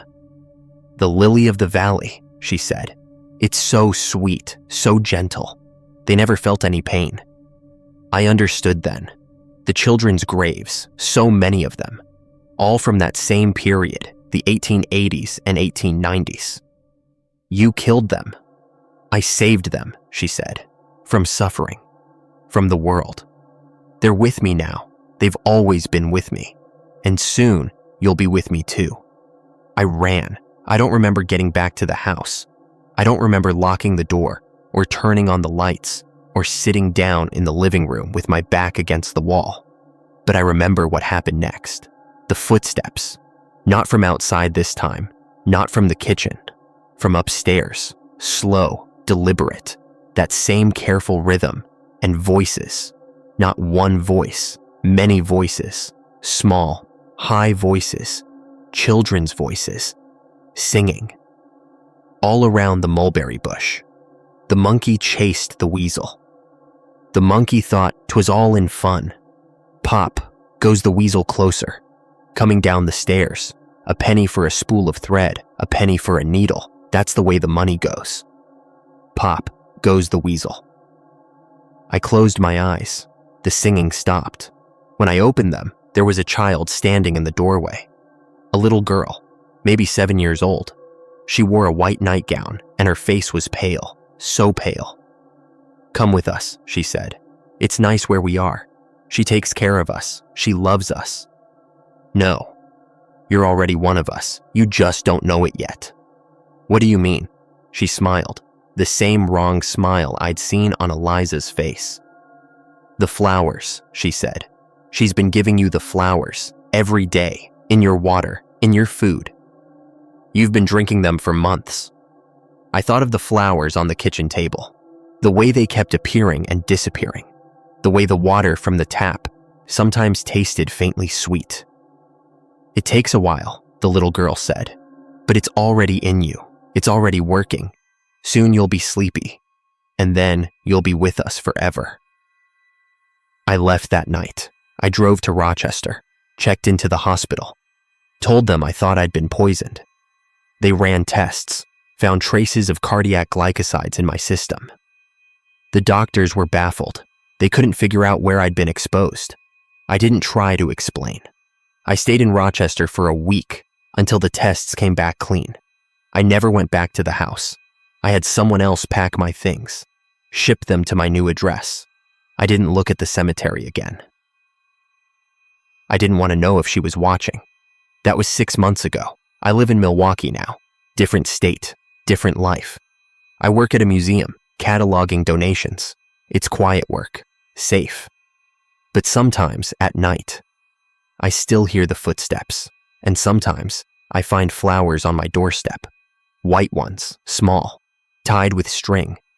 I don't know how she's finding me. I don't know if it's really her or if it's something I'm doing without knowing it. Maybe the poison did something to my mind. Maybe I'm seeing things that aren't there. But the flowers are real. I've touched them. I've smelled them.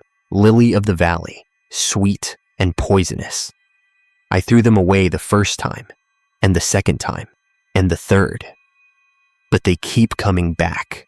And last week, I woke up at 3 a.m. and found myself standing at my front door, hand on the knob, about to open it. I don't remember getting out of bed. I don't remember walking downstairs, but I remember what I heard just before I woke up.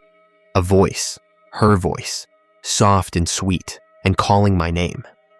"Come home," she said. "I'm still waiting. I'll always be waiting." I've thought about going back more than once. Part of me wants to. Part of me thinks maybe she's right. Maybe I do belong there. Maybe I always did.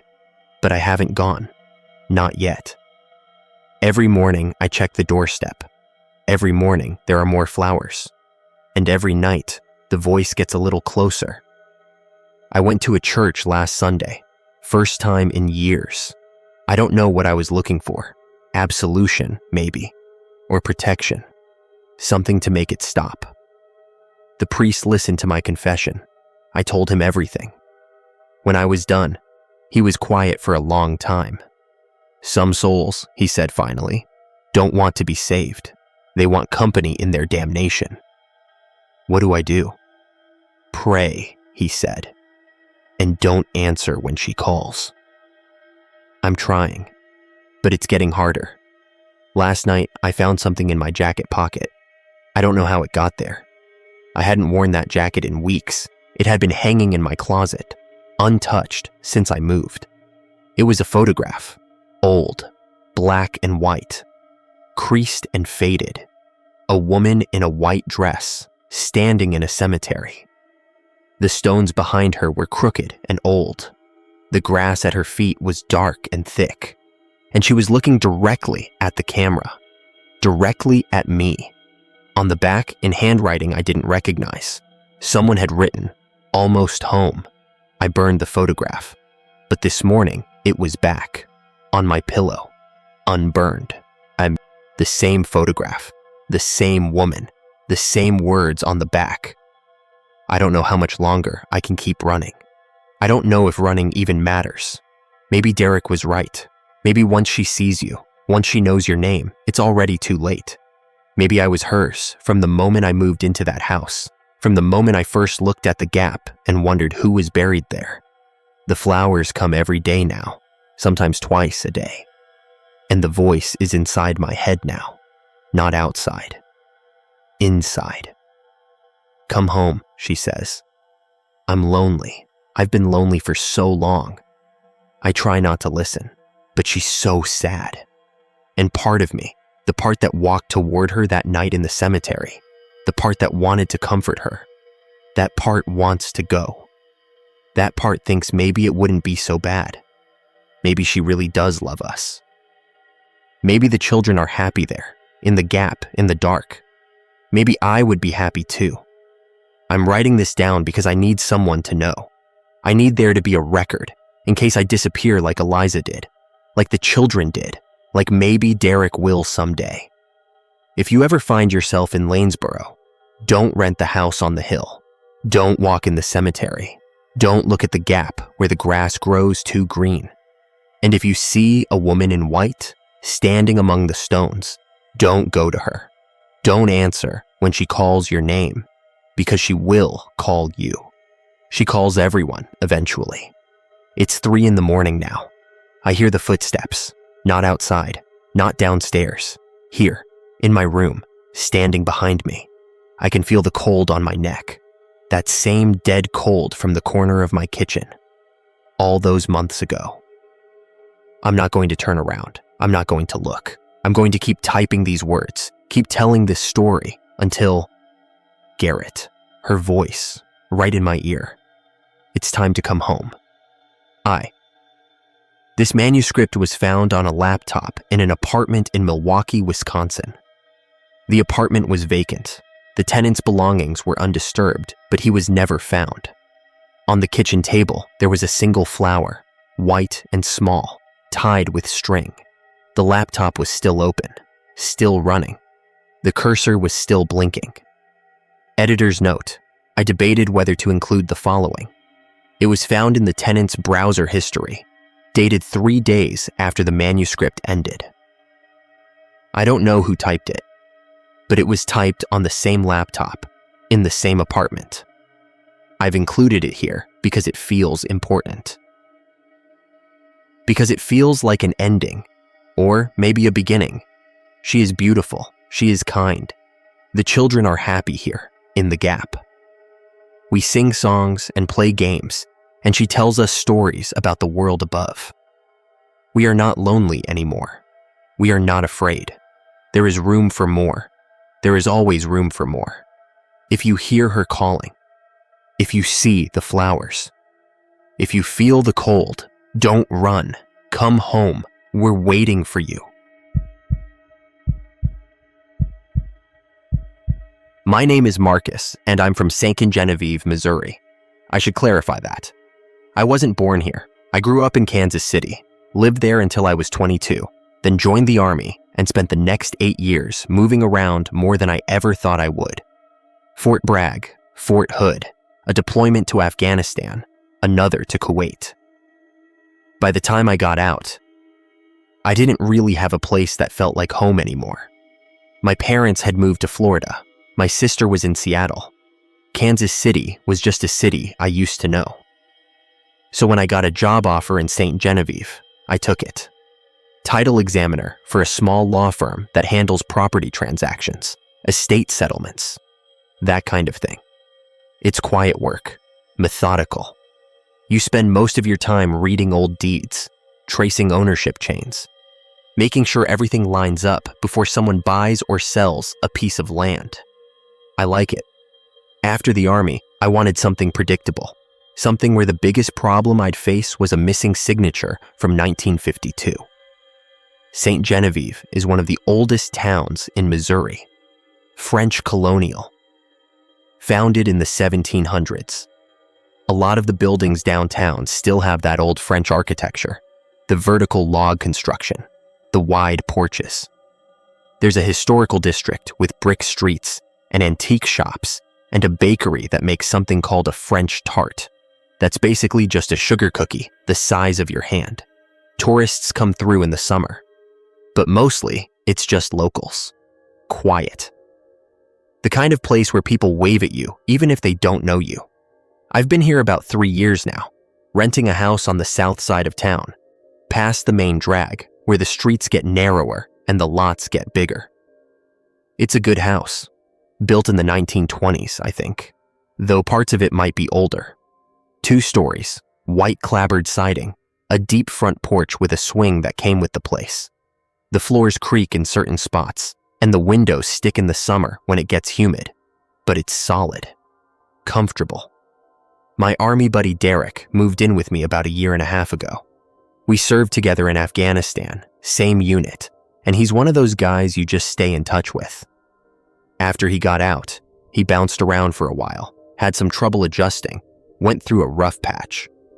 When I mentioned I had an extra room and cheap rent, he drove down from St. Louis the next weekend with everything he owned in the back of his truck. It's been good having him here. Derek works at an auto shop on the edge of town, does mechanic work during the day, and keeps to himself at night. He's not much of a talker, but we understand each other. Sometimes we'll sit on the porch after dinner and drink a beer and not say anything for an hour. It's not awkward. It's just how we are. The thing about the house, the thing that makes it a little unusual, is what's next to it. There's a cemetery. Right there, maybe 30 feet from the side of the house, separated by a low fieldstone wall that's been there longer than anything else on the property. The cemetery is old, really old, one of the original burial grounds from when the town was first settled. Compact, maybe 70 or 80 graves, most of them from the 1700s and 1800s. French names, mostly. Beauvais, Bolduc, Valais. Some of the stones are so weathered you can barely read them anymore. The inscriptions worn smooth by 200 years of rain and wind. The town maintains it, sort of. Someone comes by every few weeks to mow the grass and trim back the weeds. But it's got that look of age that no amount of maintenance can really hide. The stones are tilted at odd angles, sunk into the earth in places, like the ground is slowly pulling them down. There are a few above-ground tombs near the back, limestone vaults with iron doors rusted shut. And there's one grave, set apart from the others near the far corner, that always catches my eye. Bigger stone, darker granite, with a carved angel on top that's missing one wing. When I first moved in, the cemetery bothered me a little. Not in a superstitious way, just in a practical sense. It seemed strange to live so close to the dead, but after a while, I got used to it. It's just part of the landscape now. I see it every morning when I walk to my car. I see it every evening when I sit on the porch. It's quiet, peaceful, shaded by old oak trees that have been there as long as the graves. Birds nest in the branches. Squirrels run along the top of the fieldstone wall. Derek made jokes about it when he first moved in, called the place the Boneyard, and asked if I'd gotten a discount on rent. I told him the rent was normal, and he shrugged and said he didn't mind. After everything we'd seen overseas, a bunch of old graves wasn't going to keep him up at night. That's what we both thought anyway. The first thing I noticed, and I want to be clear that I didn't think anything of it at the time, was the light. It was maybe 4 months ago, early October. I'd stayed up late reading, something I do when I can't sleep, which is more often than I'd like. Around 2 a.m, I got up to get a glass of water, and as I passed the window in the upstairs hallway, I saw something in the cemetery. A light, faint, flickering, like a candle. It was near the back, close to where the above-ground tombs are. Just a small glow in the darkness, barely visible through the trees. I stood there for a minute, watching. The light didn't move. It just flickered, steady, like someone had lit a candle and left it there.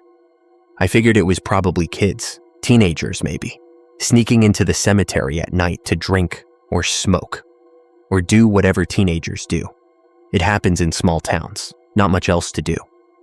I thought about going out there, but it was cold and I was tired, so I just went back to bed. By the time I woke up the next morning, I'd mostly forgotten about it. But then I saw it again. A few nights later, same time, same place. That faint flickering glow near the back of the cemetery. I watched it for maybe 10 minutes, waiting for it to move or go out, but it just kept flickering. Steady, patient. I mentioned it to Derek over breakfast. He said he hadn't seen anything, but he also sleeps like the dead, so that wasn't surprising.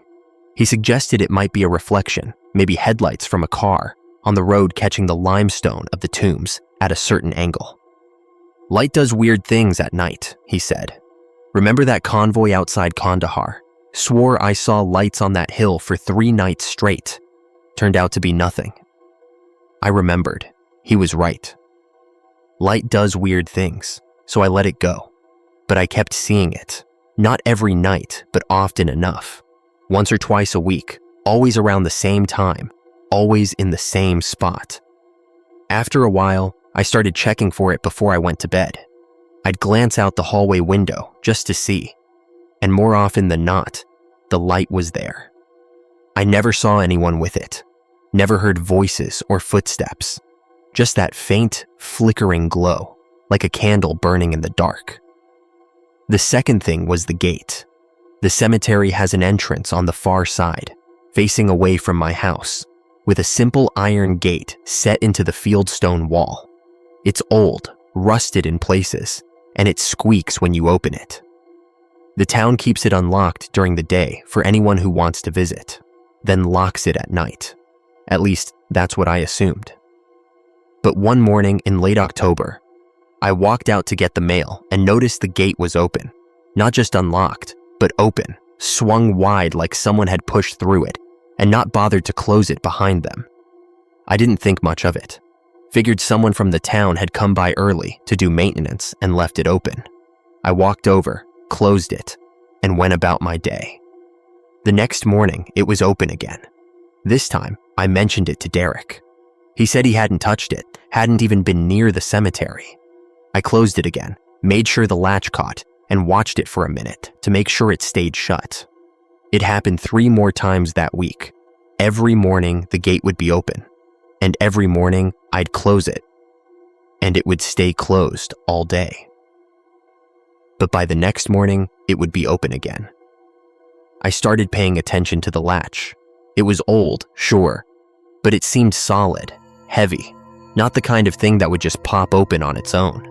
I even tested it a few times, pulling on the gate to see if it would swing free. It didn't. Derek suggested animals, maybe a deer pushing through, or a dog. The gate was low enough that something could probably squeeze under it if it tried.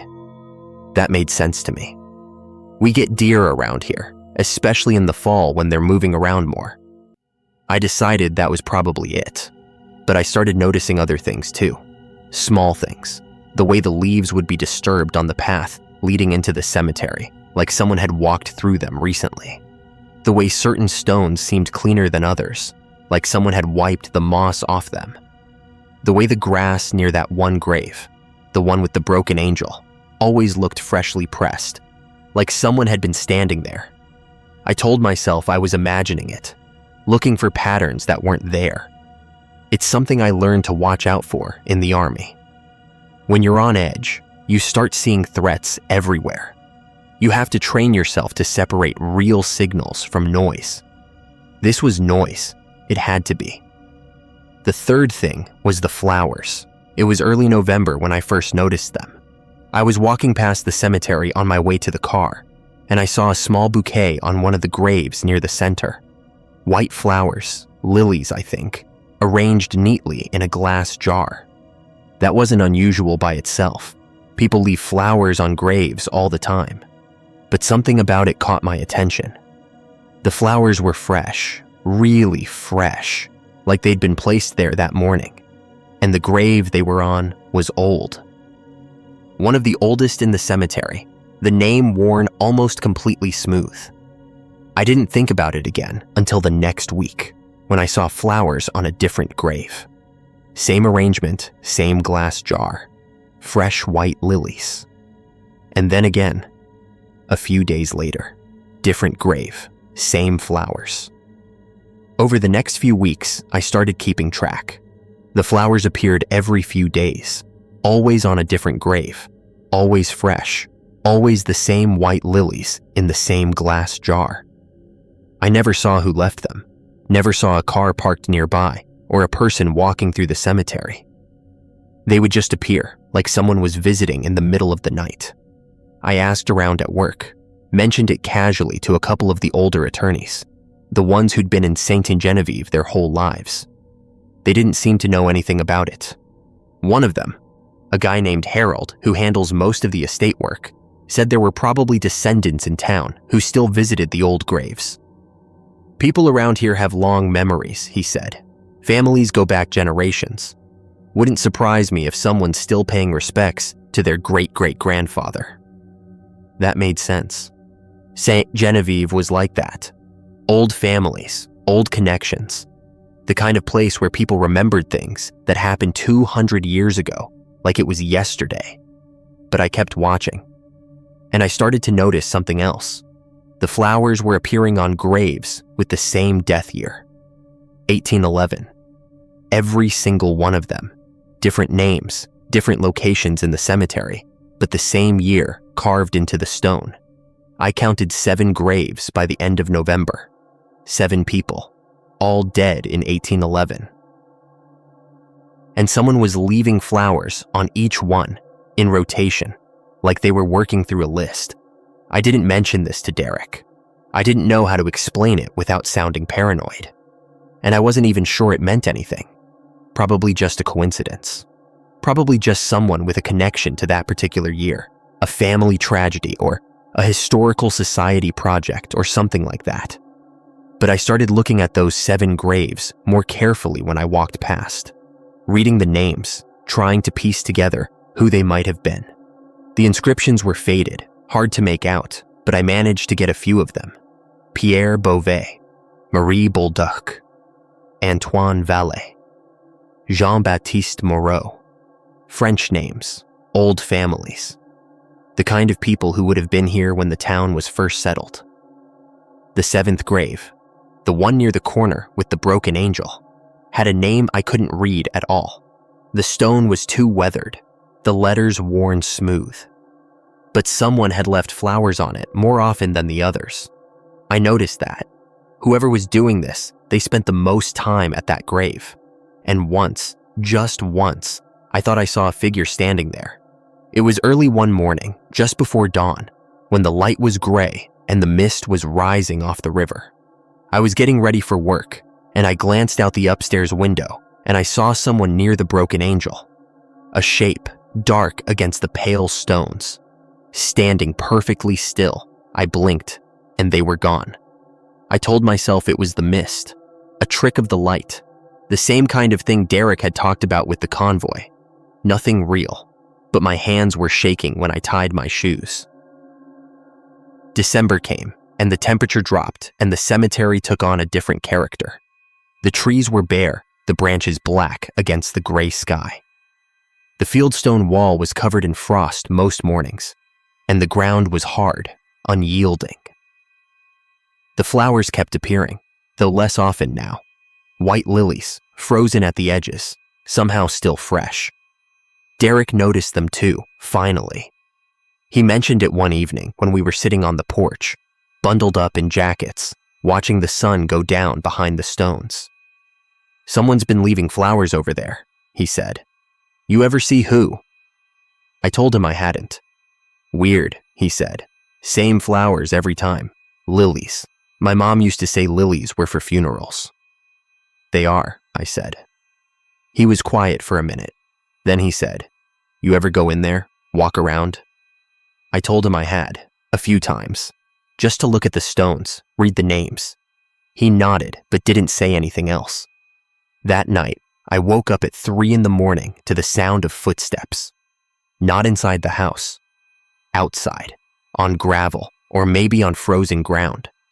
Slow, deliberate footsteps, like someone walking without any hurry. I lay in bed, listening, trying to figure out where they were coming from. The sound stopped, started again, stopped. I got up, quietly, and went to the hallway window. The cemetery was dark, the stones barely visible in the faint light from the street lamp on the corner. I couldn't see anyone, but I could still hear the footsteps, faint now, like they were moving away. I stood there for maybe 10 minutes, waiting. The sound faded. The silence came back, that heavy, rural silence that always feels louder than noise. When I went back to bed, I didn't sleep. I just lay there, staring at the ceiling, listening. I started researching the cemetery after that. Told myself it was professional curiosity, the same instinct that made me good at my job. Tracing histories, following chains of ownership, piecing together stories from fragments. That's what I do. That's what I'm trained to do. The local historical society had records going back to the town's founding. Old ledgers, handwritten documents, maps that showed property boundaries from the 1700s. I spent a few Saturday afternoons in their archive room, a dusty basement in the old courthouse, going through boxes of papers that hadn't been touched in years. The cemetery was established in 1762, according to the earliest records. Originally just a small plot behind the church, then expanded as the town grew. By 1800, it had reached its current size, bounded by the fieldstone wall that someone had built to keep the graves separate from the surrounding farmland. I found references to the 1811 graves in a ledger from that year. A list of deaths, causes mostly listed as fever or unknown. 7 names, all within a few weeks of each other in late autumn. The same names I'd seen on the stones. There was a note in the margin, in different handwriting, added later. I had to squint to read it. These souls, not at rest. Wall built to contain. I stared at that for a long time. The wall. The fieldstone wall around the cemetery. Someone had built it to contain something. I looked for more information, but there wasn't any. The next few pages of the ledger were missing, torn out cleanly at the binding. Whatever had happened in 1811, someone had decided it didn't need to be remembered. I didn't tell Derek about what I'd found, partly because I didn't know how to explain it, and partly because I wasn't sure it meant anything. Old towns have old stories. People wrote strange things in the margins of ledgers. It didn't have to mean anything, but I started paying more attention to the wall. It was old, older than the house, older than most of the buildings in town. Fieldstone, carefully fitted, about 3 feet high. It ran all the way around the cemetery, unbroken except for the gate on the far side. I walked the perimeter one afternoon, running my hand along the stones, feeling the rough surface, the places where the mortar had crumbled and been replaced. Near the back corner, close to the grave with the broken angel, I found something carved into one of the stones. A symbol, worn almost smooth, but still visible if you knew where to look. It looked like a cross, but with an extra line through it, and circles at the ends. I didn't recognize it. I took a picture with my phone and spent an hour that night trying to find it online. The closest match I found was something called a containment sigil, used in old European folk magic to keep spirits from crossing a boundary. I closed the laptop after that, told myself it was superstition. Old beliefs from people who didn't understand disease or death or the natural world. The wall was just a wall. The symbol was just a mark someone had made, probably for surveying or property boundaries or something practical. But I dreamed about it that night. The wall, the stones, the symbol. In the dream, I was standing at the boundary, and something was on the other side, pressing against it, trying to get through. I couldn't see it, but I could feel it. A weight, a presence, cold and patient. I woke up sweating, even though the room was freezing. The footsteps came back. Not every night, but often enough that I stopped being surprised by them. I'd hear them sometime after midnight, that slow, deliberate pace, moving through the cemetery and then stopping near the wall, near my house. Derek heard them too. He mentioned it one morning over coffee, his face drawn, dark circles under his eyes. "Something's walking around out there," he said. "You hear it?" I nodded. "Probably deer," he said, but he didn't sound convinced. "Probably," I agreed. We didn't talk about it again, but I noticed he started locking his bedroom door at night. And I noticed he stopped sitting on the porch after dark. It was a week before Christmas when I found the first stone inside the house. I came downstairs in the morning, and there it was, sitting on the kitchen table. A small piece of fieldstone, roughly square, about the size of my palm. It looked old, weathered, with traces of mortar on one side. I picked it up, turned it over. On the bottom, barely visible, was the same symbol I'd seen on the wall. I checked all the doors, locked. I checked the windows, closed. I asked Derek if he'd brought it in for some reason, and he looked at me like I was crazy. "Why would I bring a rock into the house?" he said. I didn't have an answer. I put the stone in a drawer and tried to forget about it. But the next morning, it was on the table again. Same spot, same position. Like someone had taken it out of the drawer and placed it there while we slept. This time, I took it outside and threw it over the wall, back into the cemetery. Watched it land in the dead grass near one of the old tombs. The next morning, it was on my pillow. I want to be clear about something. I'm not a superstitious person. I don't believe in ghosts or spirits or things that go bump in the night. I've seen enough real horror in my life, the kind that comes from human beings doing terrible things to each other, to know that the supernatural is mostly just a way of explaining what we don't want to understand. But I also know what I experienced. I know what I saw and heard and felt in that house during those weeks in December and January. And I know that something was happening that I couldn't explain. The stone kept coming back. No matter where I put it, no matter how many times I threw it into the cemetery, it would appear somewhere in the house the next morning. The kitchen table, the front porch, the bathroom sink. Once I found it in my coat pocket when I got to work. Derek noticed. He didn't say anything, but I saw him looking at the stone when it appeared. Saw the way his jaw tightened, the way his hand shook when he picked up his coffee. We were both sleeping badly by then. The footsteps came almost every night, and sometimes they were accompanied by other sounds. A low humming, almost like a voice. The creak of the porch steps, even though no one was there.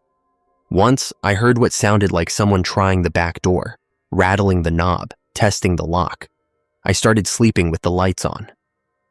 Derek started sleeping with his service pistol under his pillow. Neither of us talked about it. The week after Christmas, I went back to the Historical Society. I needed to know more about what had happened in 1811. I needed to understand what I was dealing with. The archivist was an older woman named Constance, who'd worked there for 30 years. She knew the town's history better than anyone. When I asked her about the 7 deaths in 1811, she got very quiet. "You're living in the old Moreau place, aren't you?" she said. I told her I was. She nodded slowly. I thought so. People don't usually ask about 1811 unless they live near the old cemetery. I asked her what she meant. She was quiet for a long moment. Then she said, "There was a sickness that year. No one knew what it was. Started in late October after the harvest. 7 people died within 3 weeks, all from the old families, the ones who'd been here since the beginning." "What kind of sickness?" I asked. "The records don't say, just fever or unknown cause. But the stories," she paused. "The stories say it wasn't a normal sickness. The people who died, they didn't just get sick. They changed, became violent, confused. Some of them didn't recognize their own families. And after they died," she stopped, looked at me with an expression I couldn't read. "After they died, what?" I said.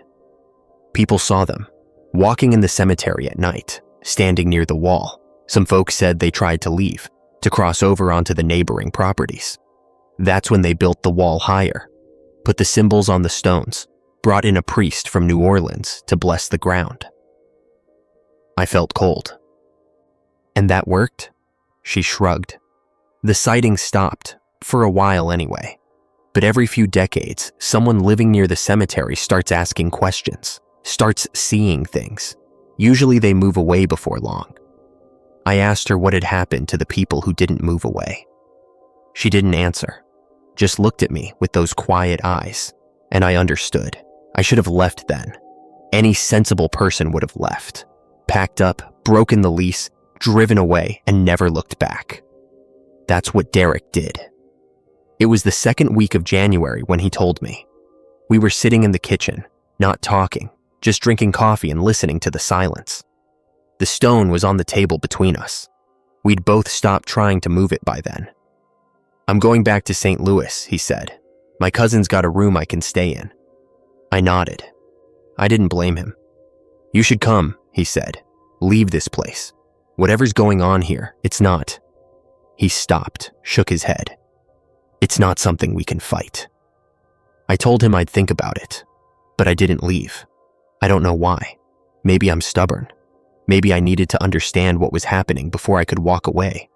Or maybe, and this is the thought I try not to dwell on, maybe I couldn't leave. Maybe something was keeping me here. Derek was gone by the end of the week. I helped him load his truck, shook his hand, watched him drive away. He didn't look back. The house felt different after that. Emptier. The sounds at night seemed louder, the shadows deeper. I started leaving lights on in every room, running up the electric bill, but I didn't care. The darkness felt wrong, heavy, like something was waiting in it. The first time I saw her, really saw her, was the 3rd night after Derek left. I was lying in bed, not sleeping, just staring at the ceiling and listening to the familiar sounds of the house settling. The footsteps had started about an hour earlier, that slow, patient pace circling the cemetery and then stopping near the wall. Then I heard something different, a creak, like a door opening, and then footsteps inside the house. I lay perfectly still. The footsteps were soft, almost delicate, like someone walking barefoot on the hardwood floors. They moved from the back of the house toward the front, toward the stairs. I heard the first step creak, then the second, then the third. Someone was coming up. I couldn't move. I wanted to reach for my phone, to call someone, but my arms wouldn't respond. I just lay there, frozen, listening to those soft footsteps ascending the stairs. They reached the top, paused, then started moving down the hallway toward my room. The door was open. I always left it open now because closed doors made me feel trapped. So I saw her when she appeared in the doorway. A woman, young, maybe 25, with dark hair and pale skin. She was wearing a long dress, old-fashioned, the kind of thing you'd see in a museum. And she was looking at me. Her face was wrong. Not decayed or horrifying, just wrong. The proportions were off, the eyes too large, the mouth too still. And she didn't move the way a living person moves. She was just there, standing in the doorway, watching me with those two large eyes. We stared at each other for what felt like hours. I couldn't speak, couldn't scream, could barely breathe. Then she smiled. A small, sad smile. And she said, in a voice that sounded like it was coming from very far away, "You shouldn't have moved the stone." She turned and walked back down the hallway. I heard her footsteps on the stairs, going down this time, the creak of the back door, and then silence. I didn't sleep at all that night, just lay there, shaking, waiting for dawn. The stone was on my nightstand when I finally got up. I don't know how it got there. I'd left it on the kitchen table the night before, but there it was, sitting next to my phone, that small piece of fieldstone with the worn symbol on the bottom. I picked it up. It was cold, colder than it should have been. And for a moment, I felt something, a presence, like someone was standing right behind me, watching. I put the stone down and didn't touch it again. I called in sick to work that day. Spent the morning sitting in the kitchen, drinking coffee, trying to decide what to do. I thought about calling Derek, but what would I say? That I'd seen a ghost? That a dead woman had walked into my house and spoken to me? He'd think I was losing my mind. Maybe I was. I thought about calling the police, but that seemed even more absurd. What would I report? An intruder who vanished into thin air? Footsteps that came from nowhere?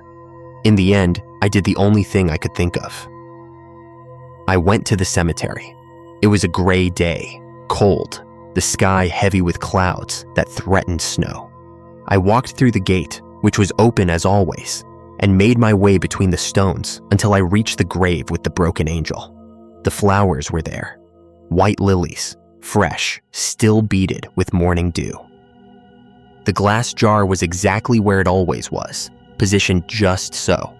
I looked at the stone. The inscription was worn, almost illegible, but I'd brought a piece of paper and a pencil. I knelt down and rubbed the paper against the stone, trying to get an impression of the letters. It took a while. The stone was old, the carving shallow, but eventually I could make out the words. Marie Claire Moreau, 1786 to 1811. Beloved daughter and wife. Moreau, the same name as my house. I sat back on my heels, staring at the stone. Marie Claire Moreau. She'd lived in my house. She'd died in 1811, the same year as the others. And now she was visiting me, walking through my rooms at night, leaving stones on my pillow. Why? I stayed in the cemetery for a long time, thinking. The cold seeped through my jacket, my jeans, my boots. By the time I stood up, I could barely feel my feet, but I had an idea. I went back to the Historical Society that afternoon. Constance was there, as always, sorting through boxes in the basement. She looked up when I came in, and something in her expression shifted, like she'd been expecting me. "You saw her," she said. It wasn't a question. I nodded. She set down the box she was holding and gestured for me to sit. "Tell me what happened." I told her everything. The footsteps, the stone, the woman in my doorway, the name on the grave. She listened without interrupting, her face calm, unreadable. When I finished, she was quiet for a long moment. Then she said, "Marie-Claire Moreau was the youngest daughter of Jean-Baptiste Moreau, one of the founding families. She married Antoine Val in 1808. They lived in the house you're renting now." "What happened to her?" I asked. "She was one of the 7 who died in 1811. The sickness took her in early November. She was 25 years old." 25. The woman I'd seen had looked about that age. "There were stories about her," Constance continued, "more than the others. People said she didn't rest easily after she died, that she kept coming back to the house looking for something. Her husband moved away within a year, couldn't stand living there anymore." "Looking for what?" I asked. Constance shook her head. "No one knows, the stories don't say. But every few decades, someone in that house starts seeing things, starts finding stones where they shouldn't be. And eventually they either leave or..." She paused. "Or what?" "Or they become part of the story," she said quietly. I felt cold again. "What does that mean?" She looked at me for a long moment. "The 7 who died in 1811, they weren't just sick. The priest who came from New Orleans, he said they'd been touched by something old, something that was here before the town, before the settlers, maybe before anyone. He said the only way to contain it was to bind them to the land, to make sure they couldn't cross the wall." "The symbols," I said. She nodded. "The symbols, the wall, the prayers. They were all meant to keep the dead in their place. And for the most part, it worked. The 7 stay in the cemetery. They walk at night, but they don't leave." "But Marie-Claire was different. She died in the house, not in the cemetery. They buried her with the others, put up the wall, carved the symbols. But part of her stayed behind, in the house, in the land itself." I thought about the stone that kept appearing in my house. The same stone, from the same wall. A piece of the barrier that was supposed to keep the dead contained. "When I moved the stone," I said slowly, "I broke something. Didn't I?" Constance didn't answer, but I could see it in her eyes. I'd done something wrong, something that couldn't be undone. I stayed in the house. I know that sounds crazy. Anyone with sense would have left, would have run as far and as fast as they could. But I couldn't. I kept telling myself it was because I had a lease, because I had a job, because I didn't have anywhere else to go. But the truth was simpler than that. I couldn't leave because she wouldn't let me. Every time I tried to pack, something would go wrong. I'd get dizzy, lose track of what I was doing, find myself sitting on the porch hours later with no memory of how I'd gotten there. I'd start the car to drive away, and the engine would die. I'd pick up the phone to call someone, and the call wouldn't connect. She was keeping me there, waiting for something. The visits became more frequent. Every night now, I'd hear the footsteps on the stairs, see her standing in the doorway. Sometimes she'd just watch me. Other times, she'd speak. "You need to fix it," she'd say. "You need to put it back." The stone. She wanted me to put the stone back in the wall. But when I tried, it wouldn't stay. I'd wedge it into the gap where it belonged, press it into the mortar, and the next morning, it would be back in the house. On the table. On my pillow. In my hand when I woke up. Something else was happening too. Something I didn't want to admit. The wall was crumbling. Every day, there were more gaps, more stones lying on the ground. The symbols were wearing away, faster than they should have, and the footsteps in the cemetery were getting closer to the house. I could hear them now, right outside my window. standing there in the dark, waiting. It was early February when I found the document. I'd been going through boxes in the attic, looking for anything that might help me understand what was happening. The attic was full of old things left behind by previous tenants, junk mostly, but also some older items that seemed to have been there for decades. In a wooden crate near the back, I found a leather journal. The cover was cracked, the pages yellow and brittle. But the writing inside was still legible. It was a diary, Marie Claire Moreau's diary. I spent 3 days reading it. Most of it was ordinary, the daily concerns of a young woman in early 19th century Missouri. Her marriage to Antoine, their first year in the house, her hopes for children, for a long life, for happiness. But the last entries were different. October 15th, 1811. Something is wrong. I feel it in the air, in the earth. Antoine says I'm imagining things, but I'm not. There's something out there, in the old burial ground. Something that's been waiting. October 22nd. Pierre Beauvais is dead. They say it was fever, but I saw him the day before he died. He wasn't sick. He was afraid. He kept saying, "They're coming back. They're all coming back." October 28th. Marie Bolduc died last night. Antoine won't let me leave the house. He says it's not safe, but I don't think the house is safe either. I hear things at night. Footsteps, voices. They're calling my name. November 2nd. I'm sick now. I can feel it spreading through me, cold and dark. But it's not just a sickness. There's something else, something old. It wants to come through, and it's using us to do it, using the dead. November 5th. This will be my last entry. I know I'm going to die, but I'm not afraid anymore. I understand now. The old ones, the ones who were here before, they never left. They're in the ground, in the stones, in the very earth we walk on. And they want to come back. We were just the door, the 7 of us. We opened it, and now it can never be fully closed. If you're reading this, whoever you are, don't move the stones. Don't break the wall. The symbols are all that's keeping them in. If the wall falls, they'll come through. All of them. And they won't just walk in the cemetery anymore. They'll walk everywhere. Marie Claire Moreau, November 5th, 1811. I put the diary down. My hands were shaking. The wall was falling. The stones were coming loose. The symbols were wearing away. And every night, the footsteps were getting closer. I started repairing the wall the next day. I didn't know what else to do. I didn't have priest training or ancient knowledge, or any real understanding of what I was dealing with.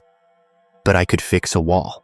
I could gather the fallen stones and fit them back into place. I could mix mortar and fill the gaps. I worked all day, from dawn until dark. The cold bit through my gloves and my fingers went numb, but I kept going. Stone by stone, section by section, I rebuilt what had crumbled. And every night, Marie Claire watched me. She'd stand by the broken angel, still and silent, those 2 large eyes following my movements. Sometimes she'd nod like she approved. Other times, she'd shake her head, and I'd realize I'd placed a stone wrong, and I'd have to do it again. The other 6 watched too. I saw them for the first time during that week, shadowy figures standing among the graves. Pierre Beauvais, a tall man with hollow eyes. Marie Bolduc, a woman who looked like she was made of mist.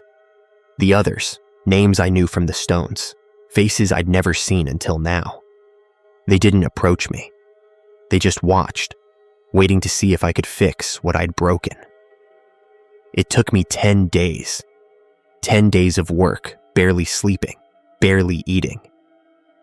But when I fitted the last stone into place, when I traced the symbol onto its surface with shaking fingers, something changed. The air felt lighter, the silence felt less heavy, and the footsteps that night didn't come close to the house. They stayed in the cemetery, circling, but never approaching the wall. Marie Claire came to me one last time that night. She stood in my doorway, looking at me with those strange, sad eyes. "Thank you," she said. "The door is closed again. For now." "For now?" I said. She smiled, that small, sad smile. "Walls don't last forever. Nothing does. But you've bought time. Years, maybe decades. That's more than most people get." She started to turn away. Then she paused. "The stone," she said. "Keep it.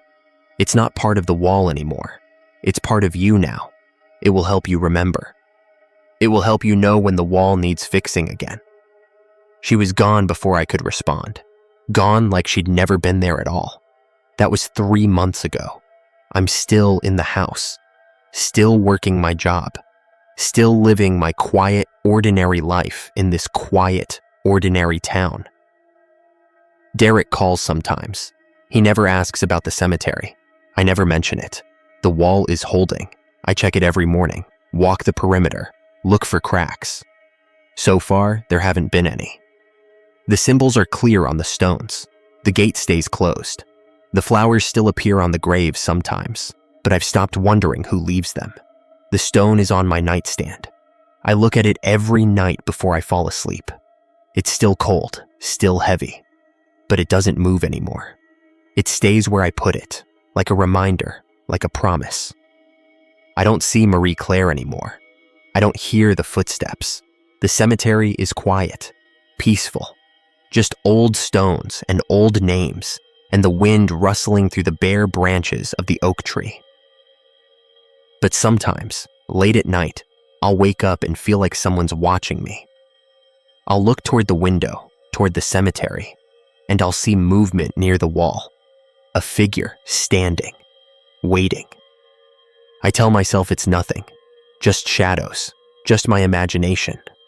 But I get up anyway, put on my coat, grab my flashlight, walk out to the wall and check the stones, run my hand along the mortar, make sure everything's still in place.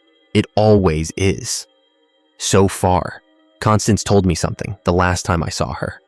She said the people who live near the cemetery have a responsibility, not just to the town, not just to the living, but to the dead, to the barrier that keeps them where they belong. Some walls are meant to stand forever, she said, and someone has to make sure they do.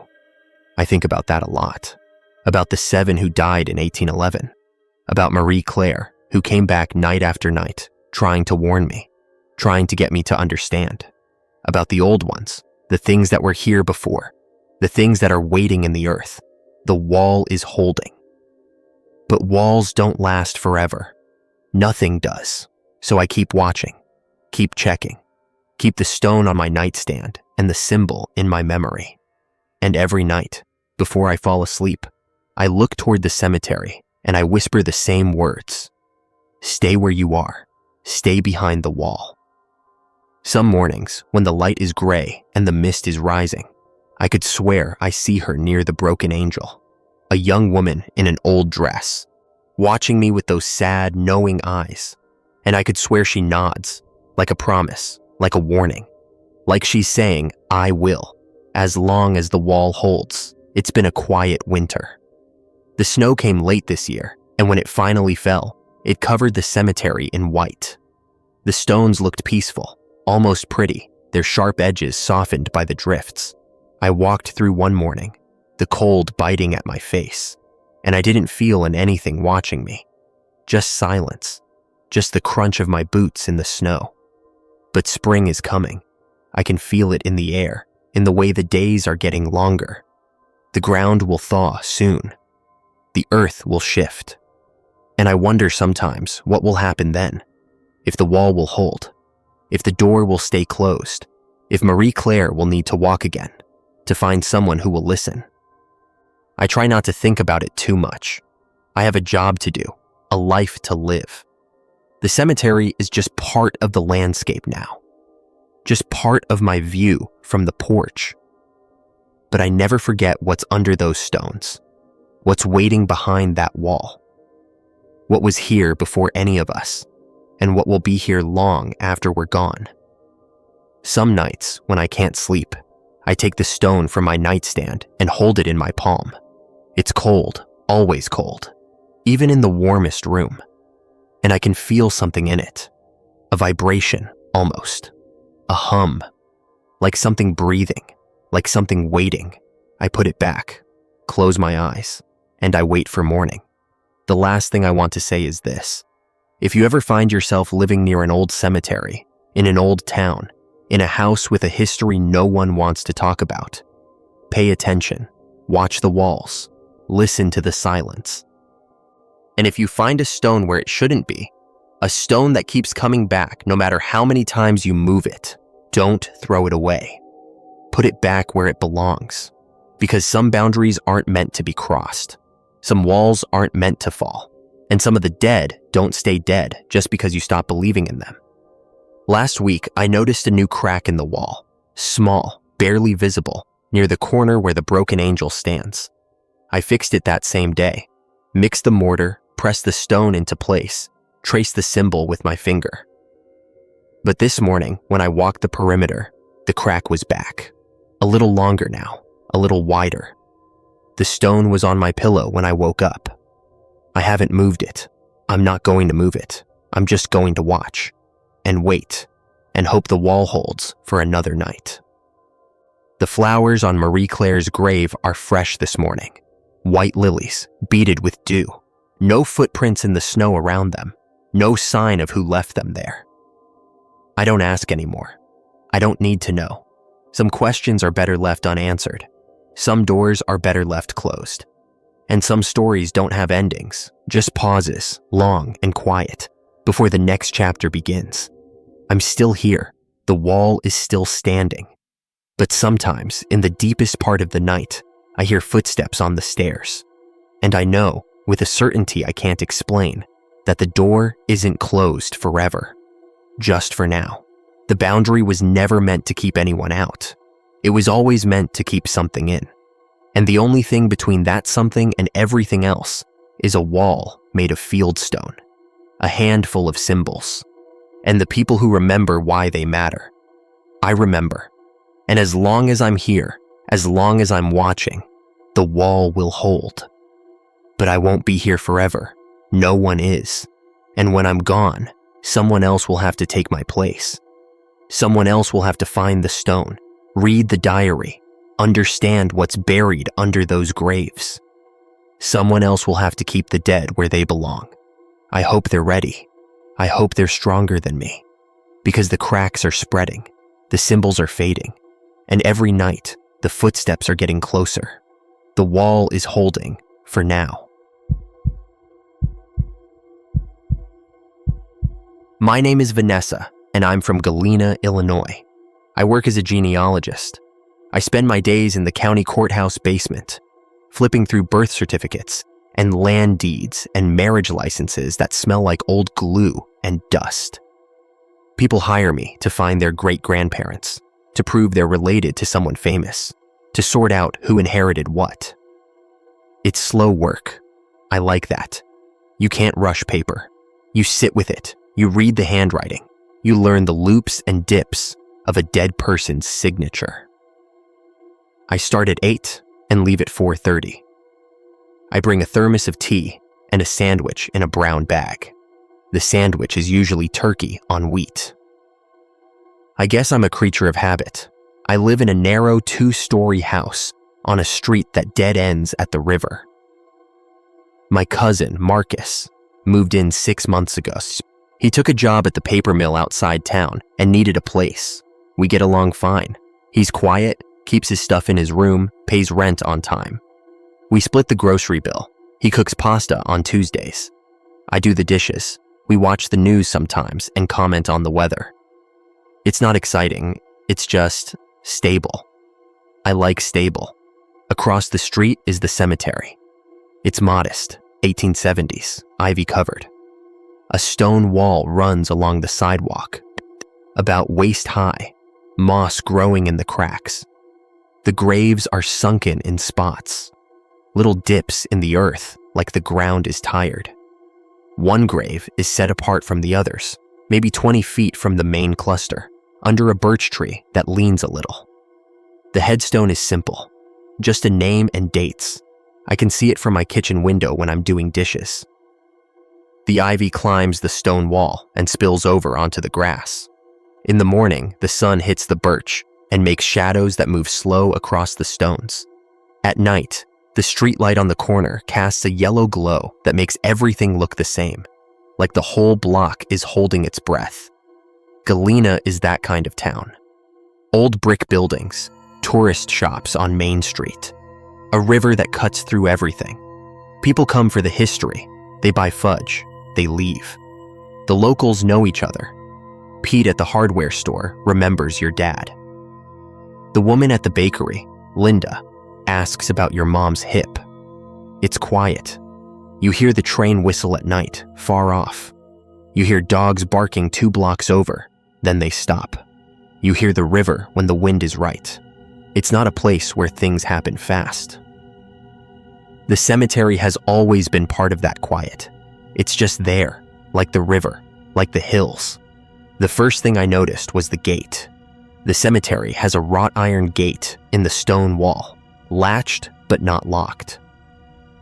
One morning it was open, just a few inches, enough to let a person slip through. I figured the groundskeeper had been there early. I walked past it on my way to work, pulled it shut, and didn't think about it. That was a Tuesday. Wednesday, it was open again. Wider this time. I stopped and looked at the latch. It wasn't broken. It just hadn't been closed. I clicked it shut and went on. Marcus mentioned it that night. He said he'd seen it open when he got home from his shift. Probably kids, he said. Teens with nothing better to do. He was stirring sauce on the stove. I nodded. Probably kids. Then the flowers started, small bundles, tied with string, left on that one grave set apart. Not every day, but often enough that I noticed. Daisies, black-eyed Susans, things you'd pick from a field. They looked fresh, like they'd been cut that morning. I watched from the window while I ate my cereal. I saw a woman there once from a distance. She was just a shape, wearing a dark coat. She bent down, placed the flowers, and walked away toward the river. I couldn't see her face. I told myself she was a relative. People do that. They leave flowers. The porch light started acting up. It would flicker, not a lot, just a quick blink. I'd be reading and it would go dark for a second, then come back. I changed the bulb, checked the wiring. It seemed fine.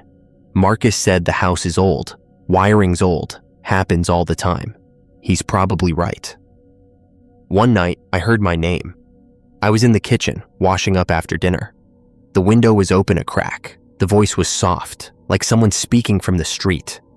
Vanessa. Just once. I turned off the water and listened. Nothing. The crickets were loud. The river was loud. I told myself it was the wind, or a neighbor calling a cat.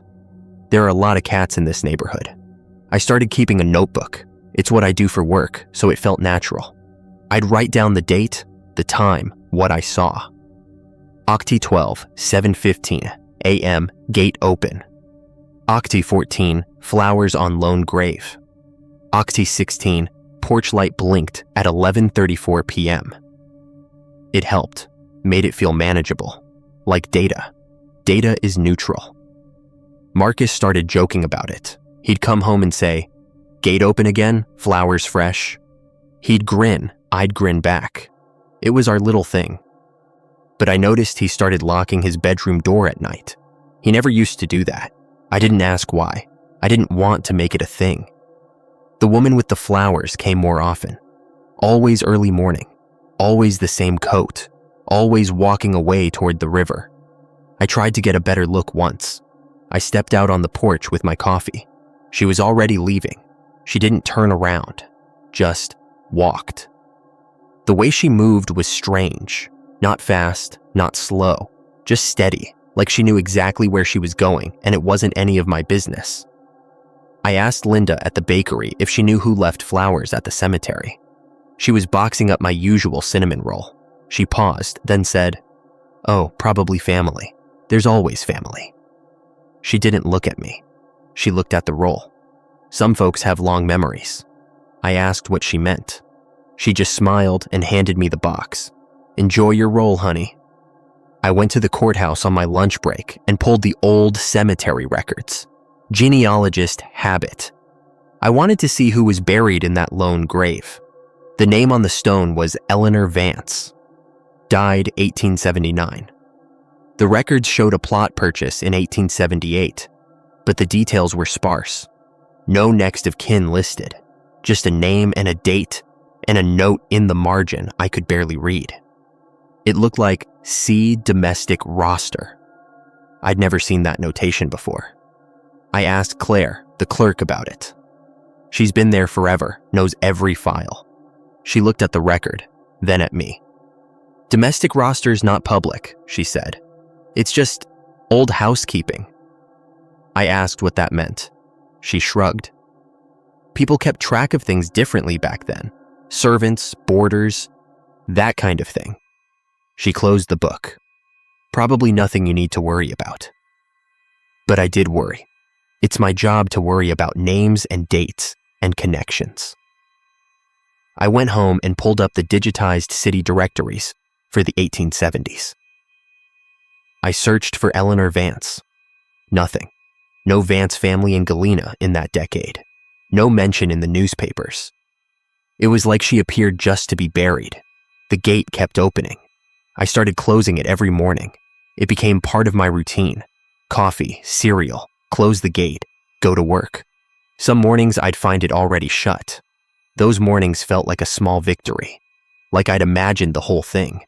But then I'd come home and it would be open again. Not wide, just ajar. Marcus stopped joking about it. One night he came home from his shift, and his face was pale. I asked what was wrong. He said he'd seen someone sitting on that bench, just sitting, not moving. He'd slowed down as he drove past, and the figure hadn't looked up. It was weird, he said, like they were waiting for something. I asked if it was the woman in the coat. He shook his head. Could have been, couldn't see the face. I started dreaming about the cemetery. Not scary dreams, just dreams where I'm walking through it and the stones are all blank. No names, just smooth marble. And I'm looking for something, but I don't know what. I wake up tired, like I've been walking all night. The porch light got worse. It would blink 3 times, pause, then blink again. I called an electrician. He checked everything, said the wiring was old but functional. Probably a loose connection, he said. Could be the fixture itself. He replaced the fixture. It still blinked. He shrugged. Ghosts in the machine, he joked. I didn't laugh. I started noticing other things. The birch tree across the street seemed to lean more. The ivy on the stone wall grew faster on one side. The sunken graves looked deeper. I know that sounds crazy. Ground doesn't sink that fast, but I swear, looking at them every day, they seemed lower, like the earth was pulling them in. One Saturday, I decided to walk through the cemetery. Just walk. See it up close. Marcus came with me. We strolled the gravel paths. The stones were old. Some were so worn you couldn't read them. The ivy was thick in places, crawling up the walls, over the stones. We got to the lone grave, the one under the birch.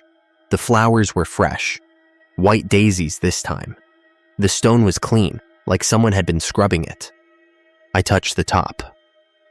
It was warm from the sun, but the ground around it was cold.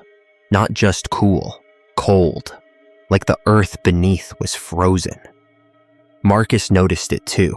He knelt down, put his hand on the grass. That's weird, he said.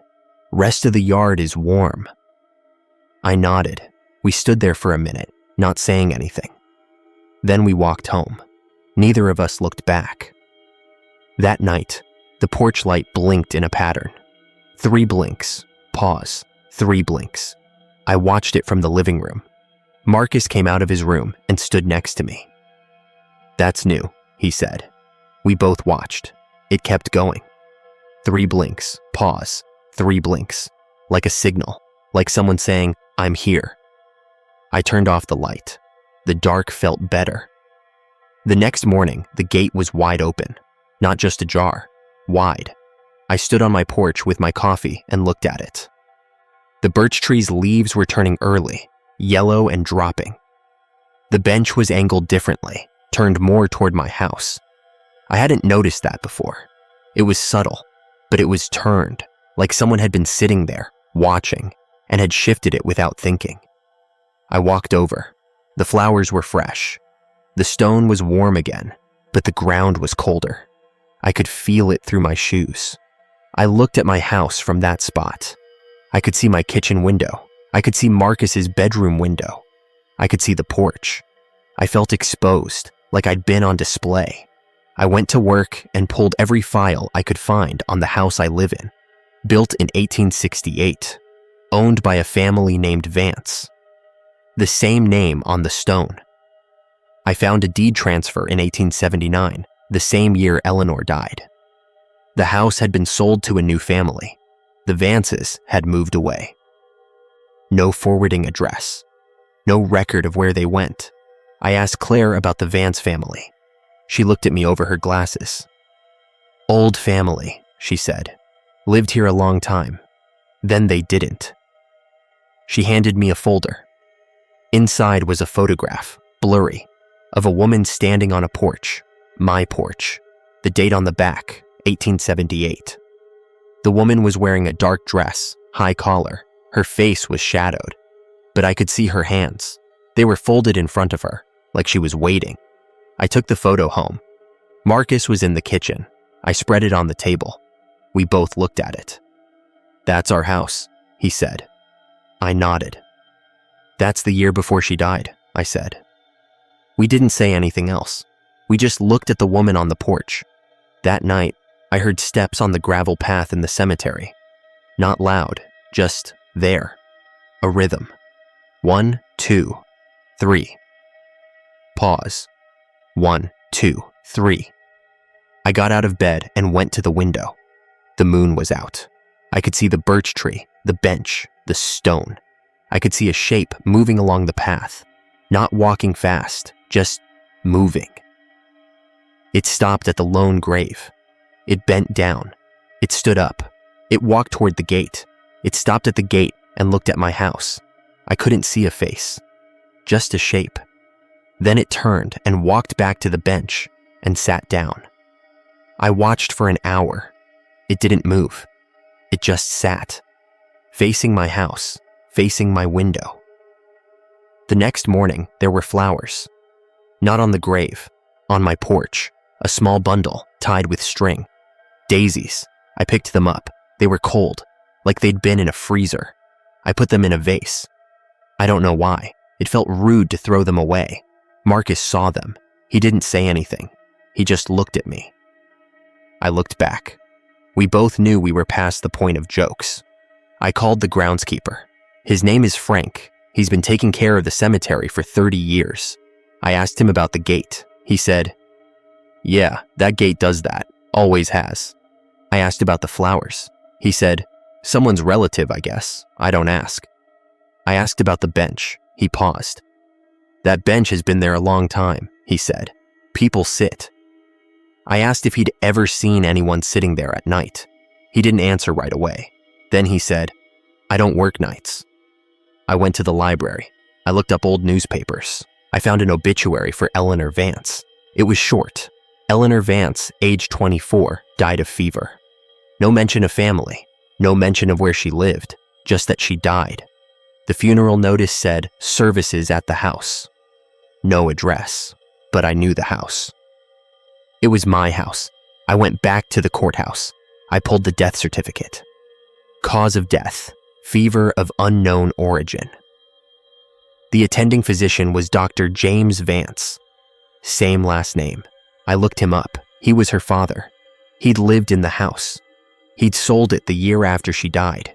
He moved to Chicago. No record of him after that. I asked Claire about Dr. Vance. She pulled a file. He was a prominent man, she said. Lost his daughter, left town. She handed me a letter.